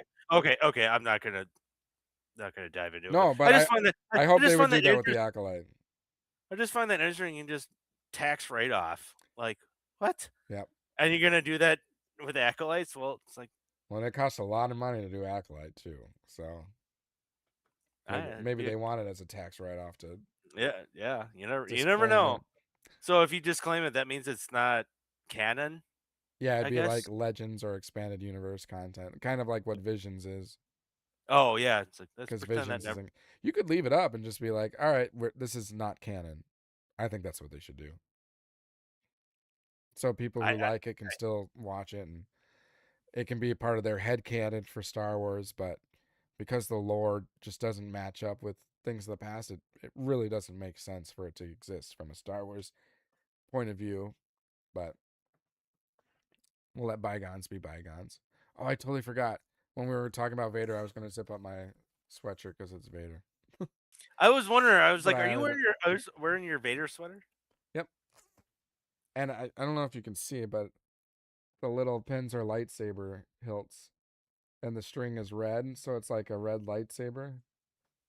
Here, let me see if I can get it closer. You see it? Hmm. Yep, just like yours. Little miniature of these. Yeah, see? Yep. So I can sit here and I can go like, I don't know. Anyways, I digress on that. We're digressing on a lot of things because it's getting late and we're freaking Because it's tired late and we should really go to bed. Yeah. and got to go to bed. Um, so yeah, it's been great watching this show. Excited for season 2.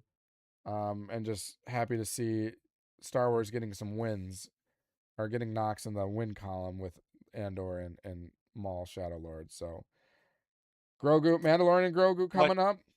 One last question of all the Yeah. animation. Where are you ranking this animation? Oh, this is the best animated show of Star Okay, Wars. okay, that's what I was hoping And because I I've would been here. say by far, and I would also say that Clone Wars and Rebels is excellent. Like very, very good. And Maul just trumps it by a long shot. Just with everything all inclusive. Just to me, like animation visually, and There you're was saying, never well, like really a dull moment. You're on the edge of your seat the whole time. You continue on to watch. I mean, Clone there, Wars has some like it's really good, but there are some episodes that are like, this is like filler, as like people like to call it, not necessary. And Rebels, very good story and everything. There are some moments where it gets a little slow and unnecessary episodes as well. Um, this action nonstop, deep, dark, more adult feeling to it. The saber fighting was saber and gunfighting, everything it was was just fantastic. Soundtrack top notch. they were even talking about how in one of the podcasts I was watching how detailed Maul has they evolved where like it's literally like you can see like the reflection of a lightsaber. Let's say it's blue or red, like reflecting off them. There was a moment with Vader, literally had his lightsaber on, and you can see it through his lens of his mask. Mm-hmm. You can see the like the like his red lightsaber. And I was like, "Oh, that is so." Even Maul with his eyes and like you can almost see like you're seeing the reflection of his eyeballs if you go really like slow motion. It's like I don't know. I just felt like the animation was Yeah. Well, like and I heard really. that they used some like model shooting for like some of the ships and stuff. Oh So yeah, I heard. Yeah, I heard that like too. going back to original trilogy special effects using models. So it's like it's not even CGI. It's like a physical um spaceship or whatnot, whatever they used, and just incorporated it into the animation so it looks more real. And even like the art backdrops, like it's an art style. I forget who the artist is, It's or like I know, but they call it where like it's where they like use like blurry in the back. paint Yeah, like paint stroking. They call it. It's almost like the Bob Ross or whatever does yeah, like kind of and try to make it 3D almost looking very like. Batman dark esque Mm, looking art, and it fit his character, it fit the story, fit the scene very well. And mhm. some scenes it's like it's very much that blurred look, and then other scenes it's very much cleaned up and more specific in what you're looking like. If it's a building, it's more a clean cut building. Another scene, it's like a very blurry building type of thing. And it really just changed based off of like the tone of the scene and everything. So just all the details that went into it. The sabers, we were talking about how the look of the light, how it like swings in a curved look. They really extenuated the I forget the light flash or whatever they called it.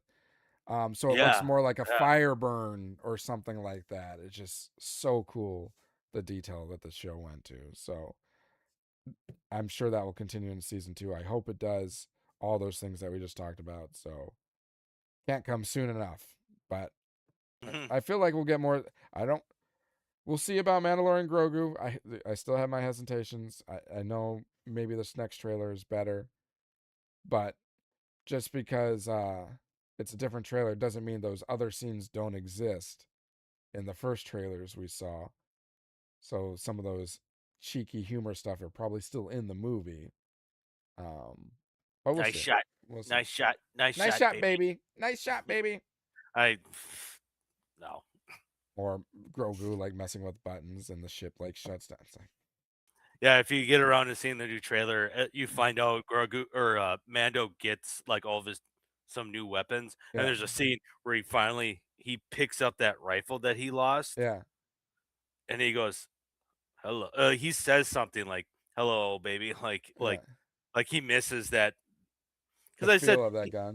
he's got all those he's got all the bullets like for Yeah. that gun, like he's got it on his boots, and he's got like a bandolier or Sir, why whatever. are you even wearing that right now? It's weighing you down and you can't even use them. Oh, yeah, and you can't even use them. You don't even Are you own going to that throw it at rifle. someone? Yeah, but anyways, All right. Well, we'll wrap it up. If you've made it the almost 3 hours, oh I'm really? gonna. It's been 2 hours and 51 minutes. So applause to all of you that are still around. Definitely our longest episode, but I think Maul finale definitely deserved this talk. So, um, thanks And for happy I Star guess Wars Day. May 4th is kind of done now over in California. So if you're Happy listening, Revenge of the Fifth.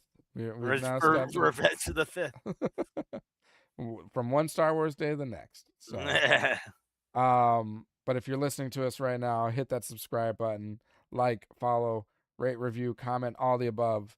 Greatly appreciate it. Remember, at 200 subscribers, we'll have a prize giveaway, and then we'll have another one at 500 where we'll be giving away a Theory Saber lightsaber. So you're not going to want to miss that one. Make sure your name is public so we know who to enter into the drawing, and we look forward to bringing that on the live stream to announce that winner or actually pick it.